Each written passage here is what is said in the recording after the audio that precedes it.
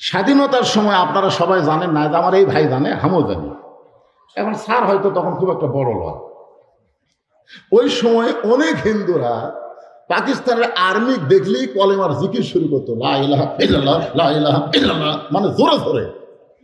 কোনো হুজুর কোয়া লাগেনি জিকির কর, হুজুর কোয়া লাগেনি, ওরা এমনি এমনি জিকির করতেছে। তা আর্মিরা বলতো বিলকুল ঠিক হয়, ঠিক হয়, ঠিক হয়। তখন হিন্দুরা যাচ্ছে আর বলতেছে মুসলমানের কলমার দাম আছে রে। এই কলমা মুখে থাকার কারণে আর্মিরা গুলি করেনি। আপনারা বলেন তো, ওই কলেমা যদি কলিজার মধ্যে জায়গা দিত তাহলে শুধু আর্মির গুলি না, আল্লাহ জাহান্নামের আগুন থেকে তাদের বাঁচায় দিত। এই জন্য বলা হয়েছে তাসদিক বিল জানান, কলিজার মধ্যে ঈমান। কলিজার মধ্যে যখন কোন মুসলমানের ঈমান থাকবে, ওই মুসলমানের কাছে জীবনের চাইতে ঈমানের দাম বেশি হবে। আপনাদের কাছে জীবনের দাম বেশি না ঈমানের দাম বেশি? বুঝে শোনা কর, জীবন বাঁচান ফরজ না ঈমান বাঁচান ফরজ?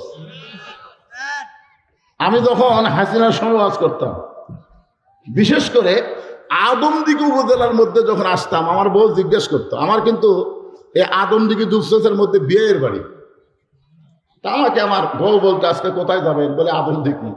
দেখে শোনা ওয়াজ করবেন, দেখে শোনা ওয়াজ করবেন। আমি বললাম কি দেখবো? বলে দেখবেন পুলিশের গাড়ি আছে কিনা, র্যাবের গাড়ি আছে কিনা, আওয়ামী লীগের কোনো ক্যাডার আশেপাশে আছে কিনা। এগুলো যদি থাকে তাহলে তেল তেলা ওয়াজ করে বাড়িতে আসবেন, ধরা যেন না পড়ে। মানে আমার বউ আমার ধরা নিয়ে খুবই টেনশন করতো, কারণ এ পর্যন্ত 9 বার ধরা খাতে, ধরে কোন কয়বার, এই বুড়া বয়সে আবার যদি ধরা খায়, এই জন্য খুবই বলতো ধরা যান না পড়ে। আমি আমার বউয়ের কপালে একটা চুমা দিলাম। বউ বলতেছে আমার কথা শোনা খুশি হয়েছে না? বললাম না। তাহলে চুমা দিলেন কেন? চুমা দেওয়ার কারণ হলো জীবনের শেষ দেখা দেখো, আর হয়তো দেখা নাও হওয়ার পরে। আমার বউ বলতেছে খেগো এলা কি কথা খাও, পুলিশ ধরলে তো তোমাকে ছাড়ে, জীবনে আর দেখা হবে না। আমি বললাম পাগলি, তুমি চিন্তা করো পুলিশ ধরার অ্যাপ ধরা, কিন্তু প্রত্যেকটা মুসলমান ইমানের বলে বলিয়ান হয়ে চিন্তা করে আজরাইল ধরা। ধরে কারণ কি ধরা? আপনারা বলেন তো, আজরাইল যদি ধরে তাহলে ছাড়বি? এখানে যত মানুষ আমরা আছি, আমরা আজরাইল ধরার চিন্তা কি একবার করছেন?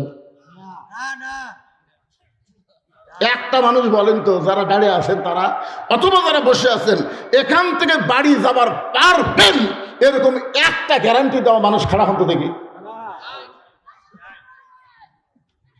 তাহলে বাড়ি যাওয়ার গ্যারান্টি যদি না থাকে, এত মশান মারতেছেন কেন? আমাকে চিনিস? আমি কোন দল করি তুই জানিস? একমাত্র যারা আল্লাহর দল করে। ধরে কেন কার দল করে? কথা কয় না রে ভাই। মুসলমান মাত্র দল করা লাগবে কার? আরো জোরে শোনেন, মসজিদের মধ্যে গেলে সব দলের মুসলমান এক কাতার হয়, হয় কি হয় না? এ কথা কর, হয় কি হয় না? আওয়ামী লীগ 4 আঙ্গুল কাতার থেকে সামনে গেছে, বিএনপি টান দিচ্ছে। কে রে তুই লাইন ছিলিস না? কে টান মারলো? দিকে আওয়ামী লীগ না তাকায়, নিচের দিকে তাকায়, বলে আমি খেয়াল করিনি ভাই। এখন দেখা যাচ্ছে 14 দল 20 দল ভাঙ্গা সবাই এক কাতার। ধরে কোন কয় কাতার? ফেরেশতারা বলতেছে আল্লাহ তোমার মসজিদের বেড়া যখন থাকে তখন 14 দল 20 দল হয়, কিন্তু মসজিদের মধ্যে ঢুকলি সবাই এক কাতার করে। কারণ কি? আল্লাহ বলে যখন তারা ভিতরে ঢুকবে তখন কোনো দলাদলি থাকবে না, সব মুসলমান এক হওয়া লাগবে। ধরে কোন কথা ঠিক কি না?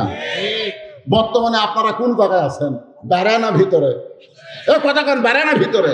যতক্ষণ আপনারা কোরআনের মাহফিলে আছেন ততদিন আমাদের ততক্ষণ আমাদেরকে কয় দল হওয়া লাগবে? আরো জোরে জোরসে বলুন না, দলাদলি করবেন। আপনি খেয়াল করে দেখেন, আপনার পাশে একজন জামাত বসে আছে, দেখেন দেখেন। আপনি বিএনপি, তার ধারতে একটা জাতীয় পার্টি বসে আছে, কি করবেন? কোনের ঘুরতে পারবেন? তুই আমার ধারে এই কথা কি বলবেন? আপনি বলবেন ঘুতাঘুতি বেড়া হবে, ভিতরে কোনো ঘুতাঘুতি হবে না, সবাই এক জামাতে এক দলে আমরা বসবো। জোরে কোন ঠিক? তাহলে এই মুহূর্তে আমরা কয় দল? আরো জোরে জোরসে বলুন। সেই দল আমরা কার দল? আরো জোরে। এখন সূরা আসরের তাফসীর করতে খুব সুবিধা হবে, তেড়ে বেঁকে করার সময় নেই। হ্যাঁ, এখন আসেন, ইমান ইমান ইমানের শেষ পর্যায়ে বলা হচ্ছে আমল বিল আরকান, ইমান অনুযায়ী আমল করা লাগবে। আপনারা বলেন তো, ইমান রক্ষা করার জন্য যত আমল আছে আল্লাহ, সমস্ত আমলের মধ্যে শ্রেষ্ঠ আমলের নাম কি? যে আমল না করলে ইমান থাকে না, আপনাদের বলা লাগবে সে আমলের নাম কি? আরো জোরে, জোরসে বলেন। এই নামাজ পড়া লাগবে না কায়েম করা লাগবে? হ্যাঁ, আমাদের বাংলাদেশে প্রত্যেক বক্তা ওয়াজ করে নামাজ পড়ো, অথচ এই কোটা কোরআন শরীফ খুঁজে দেখেন একটা জায়গায়ও নামাজ পড়ার কথা নাই। আছে? হাদিসের মধ্যেও নাই, কোরআনের মধ্যেও নাই। এক ভণ্ড আমাদের এলাকায় এক মূর্খ নামাজিকে বলছে, এই তুই যতই নামাজ পড় কাম হবি না। তখন বলতেছে, কেন হবি না ভাই? ও নামাজ পড়ার কথা কোরআনে হাদিসে কোন জায়গায় নাই? আমার কাছে বলতেছে, হুজুর কোরআন হাদিসে নামাজ পড়ার কথা নাই। আমি বললাম নাই। তখন রাগ করে, আপনিও যা ভণ্ড হতে। আমি বললাম, পাগল, কোরআনের 82 জায়গায় আল্লাহ বলেছেন আকিমুস সালাত, নামাজ কায়েম করো। নামাজ যদি আপনারা কায়েম করতে চান তাহলে বর্তমান পরিবেশে সম্ভব না। নামাজ কায়েমের একটা পরিবেশ লাগবে। ধরে গণগতা ঠিক না? আপনারা বলেন তো, আল্লাহ নবীর নামাজ কখন পাশা না? মেরাজ কোন কোন কোন সনে হচ্ছে সেটা তো কওয়া লাগবে। নবুয়তের 10ম বৎসরে, নবুয়তের 10ম বৎসরে নবীর মেরাজ হয়েছে। নবী 5 ওয়াক্ত নামাজ নিয়ে দুনিয়াতে আসার 3 বছর মক্কায় ছিলেন। নবী 5 ওয়াক্ত নামাজ পাওয়ার পরে কয় বছর মক্কায় ছিলেন? 3 বছর মক্কায় ছিলেন। প্রত্যেকবারই নবী বলতো, আল্লাহ আপনি যত জায়গায় নামাজের কথা বলেন, আকিমুস সালাত, নামাজ কায়েমের কথা বলেন, কিন্তু আমি তো নামাজ কায়েম করার কোনো পরিবেশ পাচ্ছি না। কারণ নামাজ কায়েম করতে গেলে মুয়াজ্জিন আযান দেওয়া লাগবে, আবার তারপরে জামাতের সঙ্গে নামাজ পড়া লাগবে, জোরে সোরে আকামত দেওয়া লাগবে। এইরকম একটা পরিবেশ তো আমি পাচ্ছি না আল্লাহ, তাহলে নামাজ কায়েম করবো কেমনে? তখন আল্লাহ বলেন, হাবিব, নামাজ কায়েমের একটা পরিবেশ করতে গেলে আপনি খালি ইমাম হলে চলবে না, আপনার নেতা হওয়া লাগবে। আজকে বাংলাদেশের আলেমগুলো হলো মসজিদের ইমাম, আর সমাজের ইমাম তো আলেমেরা হওয়ার পারতেছে না। ধরে কোন কথা ঠিক কিনা? এই জন্য যতই ওয়াজ করেন, 42 বছর আমার ওয়াজের বয়স হলো 42 বছর। 42 বছর ওয়াজ দিয়া যে রাত্রে যেখানে ওয়াজ হয় ওই রাত্রে ফজরের মুসল্লি কমা যায়। আমার ওয়াজ শুনবার আইসির এক মুয়াজ্জিন ওয়াজ শুনে বাড়িতে গেছে, এমন ঘুমাচ্ছে, ওই আর আজানের সঙ্গে চেতন পায়নি। তো যারা ওয়াজ শুনবার যায়নি তারা চেতন পাচ্ছে, কে রে? ফজরে আজান। মসজিদে এসে থেকে তালা দেওয়া, মসজিদ কি দেওয়া? মুয়াজ্জিন তালা দিয়ে আছে, বাড়ি ঘুম পাড়তেছে। তখন চারিদিকে আজান হলো, সে আজানে আমরা চেতন পেলাম, আর আমাদের মসজিদ তালা, মুয়াজ্জিন কোথায় রে? ওরা 4-5 জন রাগ করে মুয়াজ্জিনের বাড়িতে ডাকতে, মুয়াজ্জিন সাহেব। মুয়াজ্জিন লাফ দিয়ে উঠছে, কে রে ভাই? আজান। ওয়াজ শুনবার গেছিল ভাই। ওয়াজ শুনবার যা মুয়াজ্জিনই চেতন পাইনি। আমার কথাই বুঝতেছেন? মানে ওয়াজের তাসির হলো মুয়াজ্জিনই চেতন পায় না। তার মানে বোঝা গেল ওয়াজ দিয়ে নামাজ কায়েম হবে না। নামাজ কায়েম করতে গেলে একটা পরিবেশ লাগবে, সেই পরিবেশ আমাদের বাংলাদেশে তৈরি করা লাগবে। ধরে কোন কথা ঠিক? এখন নামাজ কায়েমের পরিবেশটা কেমনে হবে একটু মনোযোগ দিয়ে শুনবেন। তা আমল বিল আরকান, ইমান অনুযায়ী আমল করতে গেলে 1 নম্বর লাগবে নামাজ। লা সালাত লা ইমানা, যার নামাজ নাই তার ইমান নাই। বাইনাল আব্দু আল কুফরি তরকুস সালাত, বান্দার কাফেরের মধ্যে পৃথক করার জিনিস তার নামই হলো নামাজ। এই মাইকের সাউন্ড এরকম হঠাৎ এরকম হলো কেন? সানসনি করতেছে বেশি, কারণ কি? ফুটি মাইক আলো ফুটে যায় না। না ভালোই তো আছে, জোরে দিলে হবে না তো। আমার কথা আপনার বোঝা লাগবে রে ভাই। কোনো মানুষ যদি চিল্লায় কথা কয়, সবাই কি বলে, এত চিল্লাস কেন? বোঝা যায় না, কয় কি কয় না। আবার কোনো মানুষ যদি খুব আস্তে কথা কয়, তখন কি কয়, ম্যান ম্যান করিস কেন, শোনা যায় না। তার মানে জোরেও না আস্তেও না, মাঝামাঝি হওয়া লাগবে। জোরে কোন ঠিক? হ্যাঁ, খুবই গুরুত্বপূর্ণ 4টা বিষয়। জোরে বলেন কয়টা? 1 নম্বর হলো ইমান। সেই ইমানটা ব্যাখ্যা করতে গিয়ে 3য় পর্যায়ে হলো আমল বিল আরকান, ইমান অনুযায়ী আমল করা লাগবে। আর সূরা আসরের 2 নম্বর বিষয় হলো আমিলুস সালিহাত, নেক আমল করা লাগবে। নেক আমল ধরে কোন কি আমল? তাহলে বর্তমান যেই পরিবেশ চলতেছে এই পরিবেশে আমল করা যায়, নেক আমল করা খুব কঠিন। দেখবেন দাদা নামাজ পড়ে, লাতি নামাজ পড়ে না। আপনাদের গ্রামে আছে না নাই? বাপ নামাজ পড়ে, বেটা নামাজ পড়ে না। নেক আমল করবার গেলে 7 বছর থেকে নামাজের তালিম দেওয়া লাগবে, আর 10 বছর থেকে জোর করে নামাজ ধরান লাগবে। শুধু চামড়া ঢিল হলে আল্লাহর সঙ্গে মিল দেওয়া যাবে না, সবসময় আল্লাহর সঙ্গে মিল দিয়ে ইবাদত করা লাগবে। ধরে কোন ঠিক না? আজকে আপনারা খেয়াল করে দেখেন তো, সারা জীবন ঘুষের চাকরি করছে, সারা জীবন চাকরি যখন রিটায়ার হচ্ছে তখন আল্লাহর সঙ্গে মিল দিয়ে কান দিচ্ছে আর বলতেছে, আল্লাহ আমি আর জীবনে ঘুষ খাবো না, আল্লাহ আমি আর জীবনে ঘুষ খাবো না। আর কান্দের ফেরেশতা কয়, আল্লাহ যতদিন ঘুষের চাকরি আছিল ততদিন তো এরকম কান্দেনি, আজকে চাকরি নাই ই আর ঘুষ খাবি না, এই ঘুষ পাবি কোথায়? সারা জীবন নামাজ পড়েনি, বুড়া বয়সে চেয়ার নিয়ে মসজিদে গেছে। এরকম কিছু নতুন নামাজে আছে না নাই? যেরকম আছে না? সারা জীবনই নামাজ পড়েনি, বুড়া বয়সে চেয়ার নিয়ে মসজিদে গেছে। এখন আপনারা বলেন তো, বাড়ির নামাজ পড়লে কয় গুণ আর মসজিদে নামাজ পড়লে কয় গুণ? মসজিদে নামাজ পড়লে না, মসজিদে জামাত করলে। আমরা অনেক সময় ভুল করি, মসজিদে শুধু নামাজ পড়লে 27 গুণ পাবেন না, মসজিদে জামাতের সঙ্গে নামাজ পড়লে 27 গুণ। ধরে কোন কাছের কি সঙ্গে? জামাতের সঙ্গে। এখন আপনারা জামাত করবার গেলে জামাতের 1 নম্বর শর্ত হলো কাতার সোজা করা লাগবে। কাতার কি করা লাগবে? কাতার সোজা করবার গেলে নিয়ম হলো পায়ের গোড়ালির সঙ্গে গোড়ালি মিল করা লাগবে। আপনারা বলেন তো, যেই লোকটা চেয়ার লিয়ে বসে গেছে আর পায়ের গোড়ালি কোন জায়গায়? তাহলে আপনারা যদি 27 গুণ সওয়াব চান, তাহলে ওই চেয়ার পার্টি তো আপনাদের কাতারে রাখা যাবে না, 2 নম্বর কাতারে বাড়ি করে দেওয়া লাগবে। জোরে কোন কথা ঠিক কিনা? এখন 2 নম্বর কাতারওয়ালা বলবে, তোর কারণে আমাদের 27 গুণ হবে না, তুই 3 নম্বরে যা। 3 নম্বর কাতার বলবে, ভাই তোর কারণে আমরা 27 গুণ ছাড়বার পারবো না, তুই 4 নম্বরে যা। ওই যাতে যাতে বারান্দার যাবে, মসজিদের মধ্যে কোনো চেয়ারের জায়গা হবে না। জোরে কোন কথা কার না? এই 27 গুণের সওয়াবের দরকার আছে না নাই?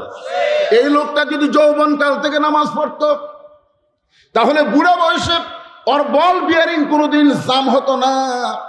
যেই মেশিনটা চালায় না, হঠাৎ চলাবার যায়, দেখবেন স্টার্ট নেয় না। কারণ কি? কারণ অনেকদিন হলে তেল মোবাইল ঠিক মতো দেয়নি, যার কারণে খালি ঘুরে হচ্ছে কিন্তু স্টার্ট হচ্ছে না। যেই লোকটা যৌবন কালে নামাজ পড়ে নাই, ওই বুড়াকালে নামাজ পড়বার গেলে ঠিক মতো রুকু সেজদা করবার পারবে না। এই জন্য নামাজ হলো সরকারি চাকরির মতন। সরকারি চাকরি করবার গেলে যেরকম একটা বয়সের দরকার হয়, নামাজ আদায় করবার গেলে একটা বয়সের দরকার আছে না? আপনার ছেলে তো 22 বছরের, ভাই নামাজ পড়ে, বয়স হয়নি হুজুর, বয়স হয়নি। ছেলের বয়স 22, তারপরের বয়স হয়নি। দেন ছেড়ে থন, মেলার মধ্যে ঘুরতেছে, রাস্তা ঘুরতেছে। আপনি বাবা হয়ে নামাজ পড়বেন, আপনার ছেলে নামাজ পড়বে না। আল্লাহ কোরআনে বলেছেন, কু আনফুসাকুম ওয়া আহলিকুম নার, জাহান্নামের আগুন থেকে যদি বাঁচতে চাও, তুমি একলা বাঁচলে হবে না, তোমার আহাল পরিবার নিয়ে বাঁচা লাগবে। হুকুম কার? ধরে বলেন। এখন আহাল পরিবার নিয়ে যদি আমরা জাহান্নামের আগুন থেকে বাঁচতে চাই, তাহলে বর্তমান যেই পরিবেশ বাংলাদেশে চলতেছে এই পরিবেশে সম্ভব না। ও আমিলুস সালেহা, আমরা নেক আমল করতে চাই কি চাই না? জোরে কোন কথা বলেন, চাই কি চাই না? কিন্তু নেক আমল করার পরিবেশ নাই। এখন আপনি সামনে কাতারে নামাজ পড়বেন, জোহরের নামাজ সামনে কাতারে আদায় করবেন।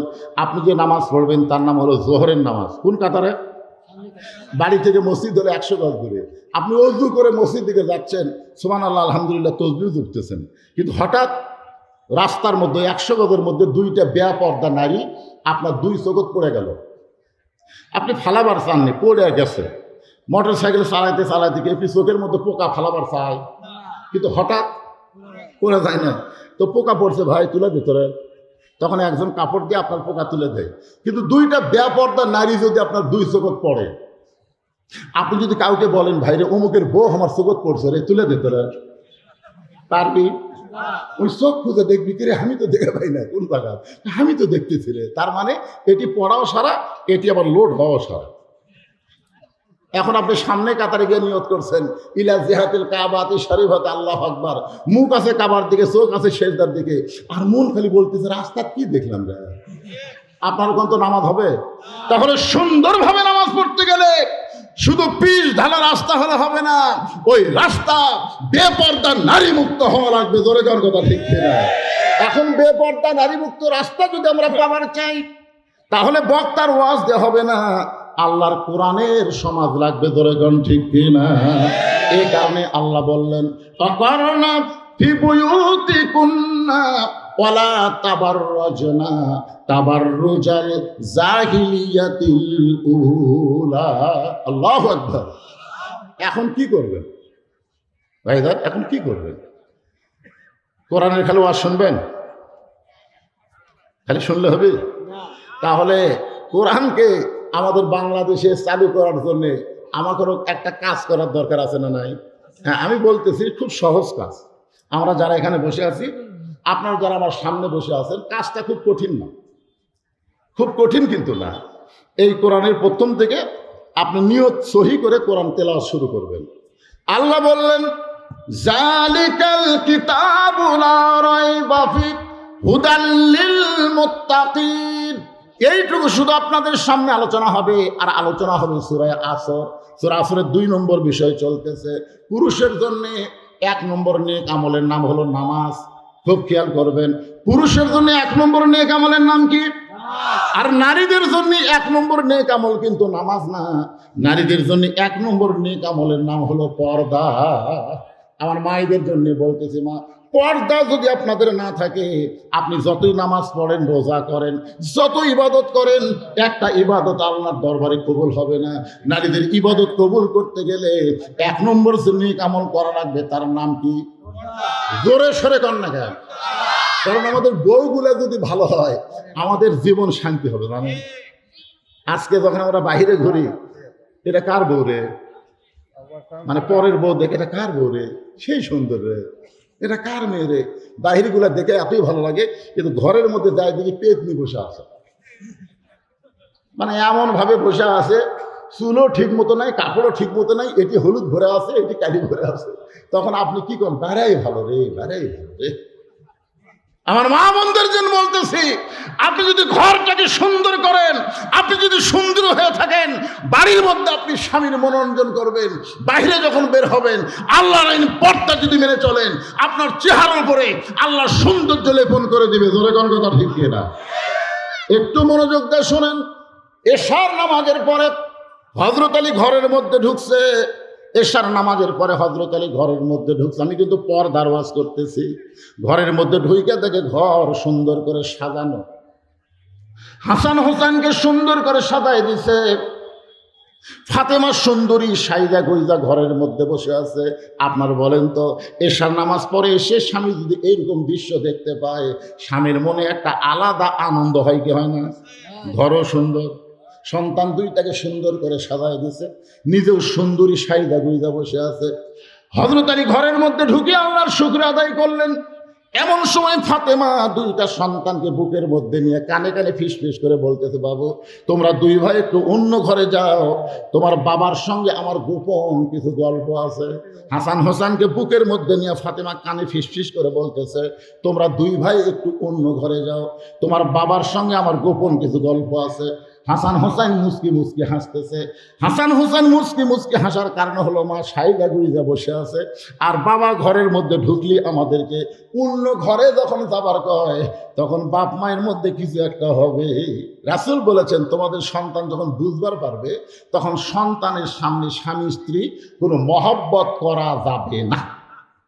আপনারা বলুন তো, কয় বছর বয়সে সন্তান বুঝবার পারে? কোন তো 7 বছর?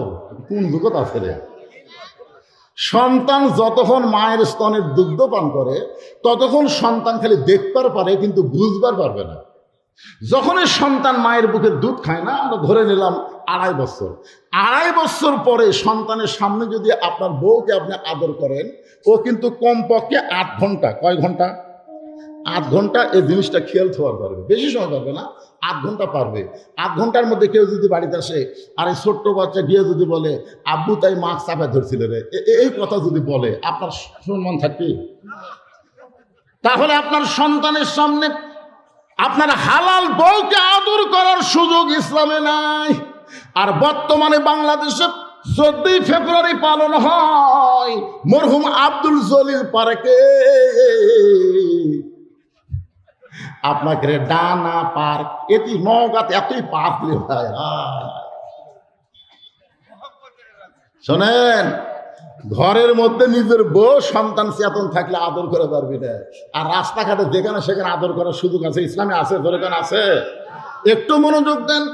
হাসান হোসেন দুইজন মুচকি মুচকি হেসে যখন বাইরে যায়, অন্য ঘরের মধ্যে গেছে, এমন সময় ফাতেমা আস্তে করে ঘরের দরজা বন্ধ করে দিছে। যেই ফাতেমা দরজা বন্ধ করে দেয়, এমন সময় হযরত আলী মাথার টুপি খুলিছে।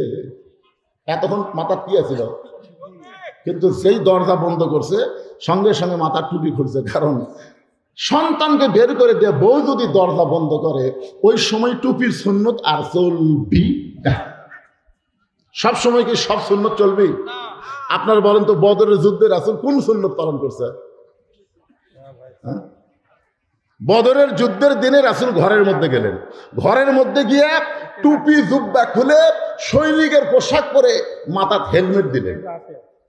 বাহিরে এসে আলীকে বলতেছে, আলী আমার কোমরের বেল্টটা একটু টাইট করে দাও তো। হযরত আলী রাসূলের কোমরের পেটি টাইট করে দিচ্ছেন। এমন সময় আবু বকর বলে, ইয়া রাসূলুল্লাহ, আপনি হলেন আল্লাহর নবী। রাসূল বললেন, আমি আল্লাহর নবী ঠিক, কিন্তু আজকে বাতিলের বিরুদ্ধে হকের পক্ষে বদরের যুদ্ধে আমি নবী হলাম সেনাপতি। ধরে কেন সুবহানাল্লাহ। তার মানে বোঝা গেল সবসময় সব সুন্নত চলবে না। চলবে? এখন মুয়াজ্জিন ইমামকে বলতেছে, হুজুর আমাকে গ্রামের যে হারে চুরি শুরু হয়েছে, হুজুর আপনি এশার নামাজের পরে দোয়া করেন, আল্লাহ যেন চোরের হাত থেকে আমাদের বাঁচায় দেয়। এশার নামাজ হয়ে গেছে, এখন ইমাম সাহেব বলতেছে, ভাই আজকে একটা দোয়া হবে, এশার নামাজের পরে আপনারা সবাই মসজিদে থাকবেন। সবাই আছে। নামাজের পরে ইমাম সাহেব বলতেছে, 3 বার সূরা ইখলাস পড়েন, 11 বার দরুদ শরীফ পড়েন, 7 বার আস্তাগফিরুল্লাহ পড়েন। সবাই এগুলো পড়ার পরে ইমাম সাহেব মুসল্লিদের নিয়ে দোয়া করতেছে, আল্লাহ চোরের হাত থেকে আমাদের শান্তিটাকে তুমি হেফাজত করো। আল্লাহ এই গ্রামে যেন আর চোর কোনো উৎপাত করবার না পারে। চোর জানলার উপর থেকে বলতেছে আমিন, চোর বলতেছে আমিন। আপনার বলেন তো, চোর আমিন বলার কারণ কি? এই সময় আর এই ফাতিহা শরীফের সুন্নত চলবি না ভাই। এই সময় দোয়া করবেন, চোর মনে মনে খুশি হয়ে বলবে, তোরা দোয়া করে ঘুমা দেয়, আর আমি ইচ্ছা মতো করি। কিন্তু এই সময় সুন্নত হলে ইমাম বলতে হবে, মুসল্লি তোমরা সবাই 2.5 হাত একটা করে লাঠি বানাও, যে রাস্তা দিয়ে চোর আসবে ওই রাস্তায় তোমরা গোপনে গোপনে থাকবে, তোরা আসার পরে গিরে গিরে সাইজ করবা। এই কথা যদি ইমাম মুসল্লিদের বলে, আপনারা বলেন তো চোর কি আমিন কবে? আমি গাড়ির থেকে কেবলই নামছি আমার গেটে, রাত 2:30 দিকে। ড্রাইভার গ্যারেজে নিয়ে গেছে আমার গাড়ি। আমি এখন গেটের দিকে হাঁটতেছি, দিকে 4টা কুত্তে আমার গেটের কাছে আমের গাছ আছে, ওর তলে ঘুম পাড়তেছে। কিন্তু আমার এই কালো কাপড় দেখে কি বিগার উঠলো বুঝলেন? ওরা খাও খাও করে আমার ধরলো। আমি আয়াতুল কুরসি পড়ি কিন্তু কুত্তা সরে না, আমি দোয়া ইউনুস পড়ি কিন্তু কুত্তা লড়ে না। মনে হয় আমার জুব্বা এখন কামড়ে ধরবি। আমি তখন কোরআনের কুত্তা খেদানোর একটা আয়াত আছে, ইন্নাহুম ইয়াকিদুনা কাইদা ওয়া আকিদু কাইদা, এই আয়াত যখন তেলাওয়াত করি, এক কুত্তা আমার জুব্বার কামড়ি মারলো। আমি পেলাম কেরি, বর্তমান সময়ে এই দোয়া দরুদে কুত্তে লড়তেছে না। এমন সময় আমার ইমান বলতে, হুজুর আপনার কাছে লাঠি আছে? লাঠি যদি থাকতো একটা দোয়াও লাগতো না, এক কুত্তাক বাড়ি মারলে বাকি 3টা এমনি দৌড় মারতো। ধরে কোন কথা ঠিক কিনা? বর্তমান সময়ে খালি দোয়া দরুদ হবে না, নবীর সুন্নত লাঠি রাখা লাগবে। ধরে কোন কথা কথা কাটে রে। সব সময় সব সুন্নত আমল করা যাবে না। এখন সেই মাত্র হাসান হোসেন ঘরের বাইরে গেছে, এমন সময় ফাতেমা ঘরের দরজা বন্ধ করেছে।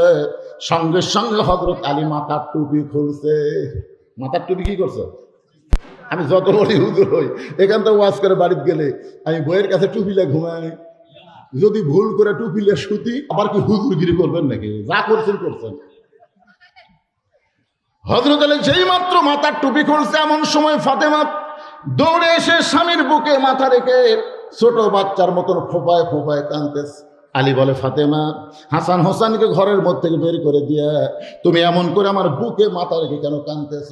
ফাতেমা বলতে, স্বামী গো, আর কোনোদিন ঘর সুন্দর করে সাজাবার পারবো না, আর কোনোদিন হাসান হোসেনকে সুন্দর করে সাজা দেবার পারবো না, আর কোনোদিন সাইজা গুইজা আপনার সামনে নাবার পারবো না, কারণ আজকে গভীর রাত্রে ফাতেমার মৃত্যু হবে। যেই মাত্র কইছে আজকে গভীর রাত্রে ফাতেমার মৃত্যু হবে, গাছের গোড়া কাটলে গাছটা যেমন পড়ে যায়, হযরত আলী তেমনি পড়ে গেলেন ঘরের মাঝায়। ফাতেমা মুস্কি মুস্কি হাসতেছে, ধরে কান সুবহানাল্লাহ। মুস্কি মুস্কি হেসে স্বামীর মাথাখানা উরাতের উপরে নিয়ে কপালে একটা চুমাতে বলে, স্বামী গ, এমন করে আপনি কাঁদবেন না, কারণ আসলে যাইতে হবে। আপনারা বলেন তো, এই কথা কি সত্যি? জাত সাকারাতুল মাউত হাক্কুন। সবচাইতে বড় সত্য হলো, যারা আল্লাহ বিশ্বাস করে না, ওই নাস্তিকেরাও মৃত্যুকে বিশ্বাস করে। ধরে কোন কথা, ঠিক কথা কন না কেন ভাই? এই যে ফরাত মাজার, কি চুল আর কি দাড়ি দিতে, আবুল সরকারের পক্ষে নিছে। ফরাত মাজারের নাম শোনেন না আপনারা? বাংলাদেশে বুদ্ধিজীবী, সুশীল বুদ্ধিজীবী, ইনি আবার আবুল সরকারের পক্ষে নিছে।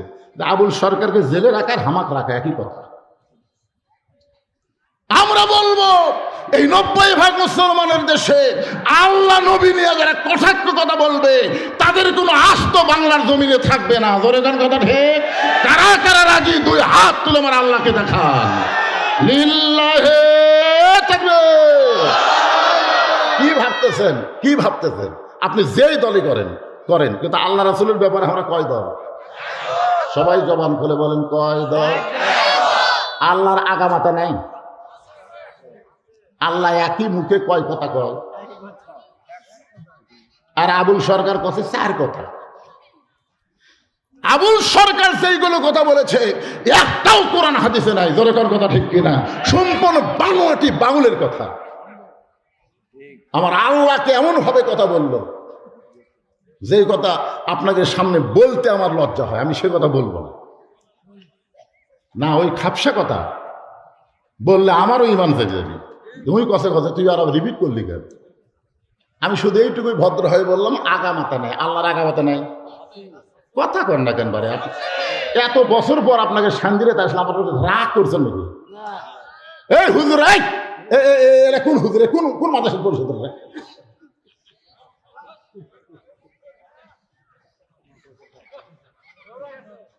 কে ডরাবি? ও আরো ডরাবি?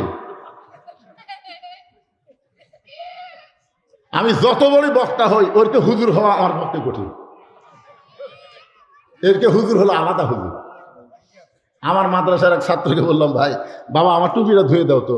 ও তখন বলতে, হুজুরের অনুমতি ছাড়া?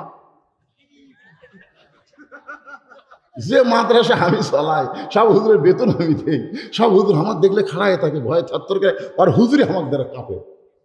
আর ওই ছাত্র বলতেছে, হুজুরের হুকুম ছাড়া আপনার টুপি ধোয়া যাবে না। আমি তোর বললাম, তোরকে হুজুর কে রে? আমি যত বড়ই বক্তা হই, এরকে হুজুর আমি হওয়ার পারিনি। এরকে হুজুর আলাদা আছে। তোর কারণ ঠিক কেনা? ওই হুজুর হয়তো কোন জায়গা থেকে ইশারা মারতেছে, আর উঠে চলে যাচ্ছে। আমার কথা আর বসবি তাই? এই মাঝখানে কিন্তু হুজুর দেখা যাচ্ছে। আপনার কি থাকবেন না যাবেন ভাবছেন? থাকবেন ইনশাল্লাহ। আপনাদের ওয়াজ আছে, কারণ আজকের মাহফিলে হচ্ছে হাফিজে মাদ্রাসার মাহফিল, ইয়েতিমখানার মাহফিল। ধরে কোন কথা ঠিক? মনোযোগ দিয়ে শুনবেন। কি বলতেছিলাম একটু গুরুত্ব দেন। আবুল সরকারের কথা বলতেছিলাম, যে আবুল সরকার আল্লাহ ব্যাপারে এমন কথা বলেছে, সে আবুল সরকারের পক্ষে কোনো মুসলমান নিবার পারে? কথা কন না কেন? পারে? আপনার বলেন তো, যারা পক্ষ নিছে এরা মুসলমান? আপনি দেখেন না কেন, ইউটিউব দেখেন, ফেসবুক দেখেন, যারা পক্ষ নিছে এরা সব বামপন্থী। বামপন্থী বোঝেন? একটু মনোযোগ দিয়ে কথাগুলো শুনবেন। হযরত আলীর মাথা কানা ফাতেমা উরাতের উপরে নিয়ে কপাল একটা চুমু দেয়, বলে, স্বামী গো এমন করে আপনি কাঁদবেন না, কারণ আসলে যাইতে হবে। সবাই বলেন আসলে, এই সত্য কথাটা বলেন, আসলে। ওগো স্বামী, আমি আমার বাবার মুখে শুনেছি আপনি হলেন পৃথিবীর সবচাইতে বড় বীর। ফাতেমা তার স্বামীকে বলতেছে, আমি বাবার মুখে শুনেছি আপনি হলেন পৃথিবীর সবচাইতে বড় বীর। আপনারা বলেন তো হযরত আলী যে পৃথিবীর সবচাইতে বড় বীর, এ ব্যাপারে আপনাদের সন্দেহ আছে? ফাতেমা বলতেছেন, আমি আমার বাবার মুখে শুনেছি আপনি হলেন পৃথিবীর সবচাইতে বড় শিক্ষাবিদ, আপনি হলেন পৃথিবীর সবচাইতে জ্ঞানী। আপনারা বলেন তো হযরত আলীর চাইতে গোটা পৃথিবীর মধ্যে আর কেউ জ্ঞানী ছিল? আল্লাহ রাসূল বলেছেন, আনা মাদিনাতুল ইলমি ওয়া আলিও বাবুহা, আমি হচ্ছে এলেমের শহর, আলী হচ্ছে তার দরওয়াজা। একটা কথা আপনাদের বলি, আল্লাহ রাসূল যতদিন মদিনার প্রেসিডেন্ট ছিলেন 10 বছর, ততদিন শিক্ষামন্ত্রী ছিলেন হযরত আলী। শিক্ষামন্ত্রীকে হযরত আবু বকর যখন মদিনার খলিফা হলেন, ওই সময় শিক্ষামন্ত্রী হলেন হযরত আলী। উমর যখন মদিনার খলিফা হলেন, ওই সময় শিক্ষামন্ত্রী হলেন হযরত আলী। ওসমান যখন মদিনার খলিফা হলেন, ওই সময় শিক্ষামন্ত্রী ছিলেন হযরত আলী। ধরে কেন সুবহানাল্লাহ। মানে দেখেন, খলিফা পাল্টে গেছে কিন্তু শিক্ষামন্ত্রী পাল্টেনি। আপনারা বলেন তো হযরত আলীকে শিক্ষামন্ত্রী রাখার মধ্যে বরকত কি? আজকে আমাদের বাংলাদেশে শিক্ষামন্ত্রী কে রে? এই শিক্ষা উপদেষ্টার নাম কি? শিক্ষা উপদেষ্টার নাম কি? আমাদের বাংলাদেশে শিক্ষা উপদেষ্টা আছে না? এখন তো আর মন্ত্রী নাই, এখন উপদেষ্টা। আল্লাহ রাসূল বলেছেন, খায়রুকুম মান তাআল্লামাল কুরআন ওয়া আল্লামাহ, ওই ব্যক্তির চাইতে দামি সম্মানী কোনো ব্যক্তি নাই যে ব্যক্তি আল্লাহর কোরআন শিখেছে এবং অপরকে কোরআনের শিক্ষা দেয়। ভাইজান, আজকে আগডম বাগডম ঘোড়ার সাথে ঢাক ঢোলক ঝাঁদর বাজে এই মিথ্যা শিক্ষার জন্য হাজার হাজার কোটি টাকা বাজেট হয়। ধরে কোন কথা ঠিক কিনা? কিন্তু আল্লাহর কোরআনের শিক্ষার জন্য এই বাংলাদেশে কোনো বাজেট হয় না। তার মানে কি? আমি এ পর্যন্ত না হলেও 20 থেকে 25,000 হাফেজের মাথার টাকরি বাঁধতেছে এই 42 বছর, কিন্তু এর মধ্যে একটা হাফেজও এমপির বেটা নাই, একটা হাফেজও ডিসিএসসির বেটা না, সবগুলা গরিবের সন্তান। এই মাদ্রাসায় যারা লেখাপড়া করে অধিকাংশই তারা গরিবের সন্তান, আর গরিবদের সন্তানের দিকে কোনো নেতারা তাকায় না। জোরে করে কথা কন না কেন? সত্য কথা বলে, কারণ নিজের সন্তান তো পড়ে না, পরের সন্তান পড়ে। সংসদেও কোনোদিন এই মাদ্রাসার জন্য কোনো কথা হয় না। যে তিন বাচ্চারা লেখাপড়া করে এদের জন্য কিছু বাজেট করা দরকার। মাস গেলে প্রাইমারির হেড স্যার 50,000 টাকা বেতন পায়, অথচ মাস গেলে মাদ্রাসার মুহতামিম 1 টাকাও পায় না, ভিক্ষা করে চলানো লাগে। একটু মনোযোগ দিয়ে শুনবেন। ফাতেমা চোখের পানি বের করে বলে, স্বামী গো, আমি বাবার মুখে শুনেছি আপনি হলেন পৃথিবীর সবচাইতে বড় বীর, আপনি হলেন পৃথিবীর সবচাইতে বড় জ্ঞানী। তাহলে সত্য কথা শুনে আপনি এমন করে পড়ে গেলেন কেন? ওগো স্বামী, আমি দুনিয়া থেকে বিদায় নিব, বিদায় নেওয়ার পর আমার 3টা চাওয়া আপনাকে পুরা করা লাগবে। হযরত আলী কান্দের বলে, ফাতেমা, দুনিয়ার জীবনে গরিব ছিলাম বলে তুমি কিছুই চাইলা না, মৃত্যুর পরে তুমি কি চাইবা ফাতেমা? ফাতেমা বললেন, আমার 1 নম্বর চাওয়া হলো আমি রাতের অন্ধকারে মৃত্যুবরণ করব, রাতের অন্ধকারেই আমাকে দাফন করা লাগবে। আমার 2 নম্বর চাওয়া হলো আমার কোনো জানাজার ব্যবস্থা করবেন না। আমার 3 নম্বর চাওয়া হলো আমার লাশটা খাটনিতে তুলবেন না, কারণ 4 জন ব্যক্তি আমার খাটনি কাঁধে নেবে, এমন 4 জন ব্যক্তি আমি খুঁজে পাইলাম না। আমার বাবা যদি আজকে দুনিয়াতে জীবিত থাকতো, মরা মেয়ের লাশের খাটনি বাবা কাঁধে নিবার পারত। আমার হাসান হোসেন যদি বড় হইতো, তাহলে মায়ের লাশের খাটনি কাঁধে নিবার পারত। কিন্তু 6 মাস আগে আমার বাবা দুনিয়া থেকে বিদায় নিয়েছে, আমার হাসান হোসেন এত ছোট, এরা মায়ের লাশের খাটনি কাঁধে নিবার পারবে না। আপনি শুধু কাঁধে করে নিয়ে ওই জান্নাতুল বাকির পূর্ব কোণায় সবুজ রঙের একটা বাতি জ্বলবে, ওই বাতি বরাবর আমাকে দাফন করবেন। আমার কবর খুঁড়তে যদি আপনার কষ্ট হয়, তাহলে আপনার একান্ত বন্ধু যদি কেউ থাকে দুনিয়ায়, তার একটু বলে দিবেন সে যেন গোপনে ফাতেমার কবর খনন করে, দুনিয়ার কোনো পুরুষ মানুষকে যেন ফাতেমার কবরের খবর না দেয়। গভীর রাত্রে হযরত আলী কানতে কানতে এক দৌড়ে আবু যর গিফারের জানলার কাছে। আবু যর গিফার ঘরের মধ্যে থেকে চিন্তা করে, আমার জানলার কাছে ছোট বাচ্চার মতন এমন করে কে কাঁদতেছে। দরজা খুলে বাইরে তাকায় দেখে আসাদুল্লাহ গালিব হযরত আলী কাঁদতেছে। আবু যর গিফর বলে, আলী ভাই, জীবনে বহু যুদ্ধ তোমার সঙ্গে করলাম, কোন যুদ্ধে তোমাকে পরাজিত হয়ে আমি কাঁদতে দেখি নাই, কিন্তু আজকে আমার জানলার কাছে এমন করে কাঁদতেছ, তোমার জীবনে এমন যুদ্ধ কি শুরু হয়ে গেল?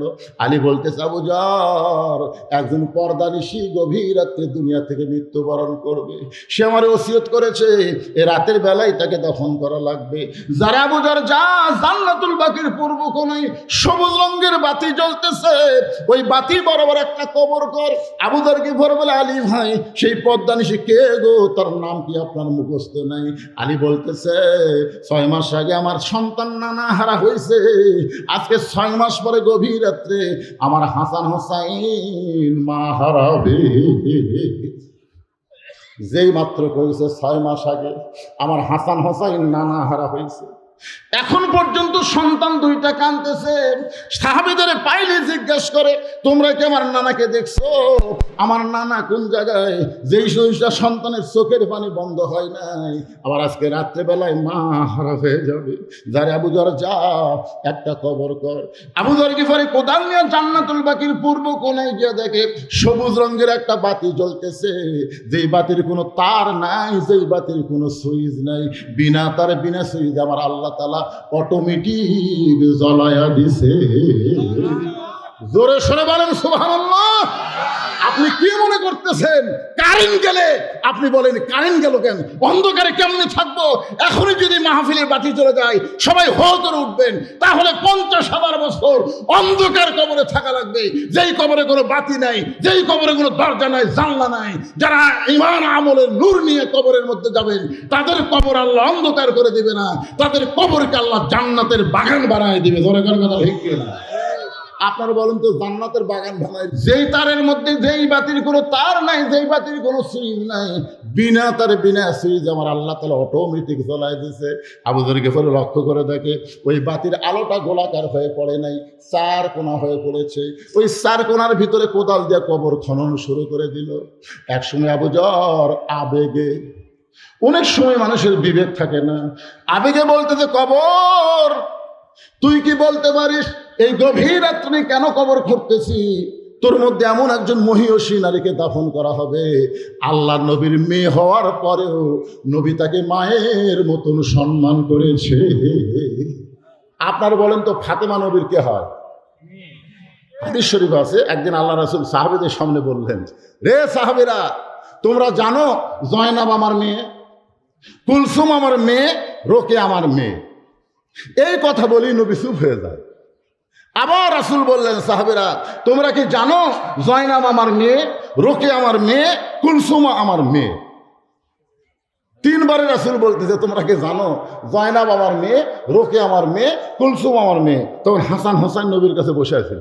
এরা 2 ভাই বলতেছে, এই 3বার নবী মেয়ের কথা বললো, কিন্তু হামাকের মা গরিব বলে নবী হামাকের মায়ের কথা কয় না, আমরা থাকবো না।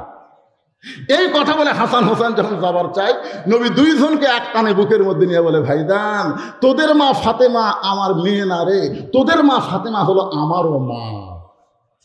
সুবহানাল্লাহ। সঙ্গে সঙ্গে সাহাবীরা বলতেছে, ইয়া রাসূলুল্লাহ, আমরা সবাই জানি ফাতেমাও আপনার মেয়ে, কিন্তু আপনি নিজে কেন মা বলতে পারেন?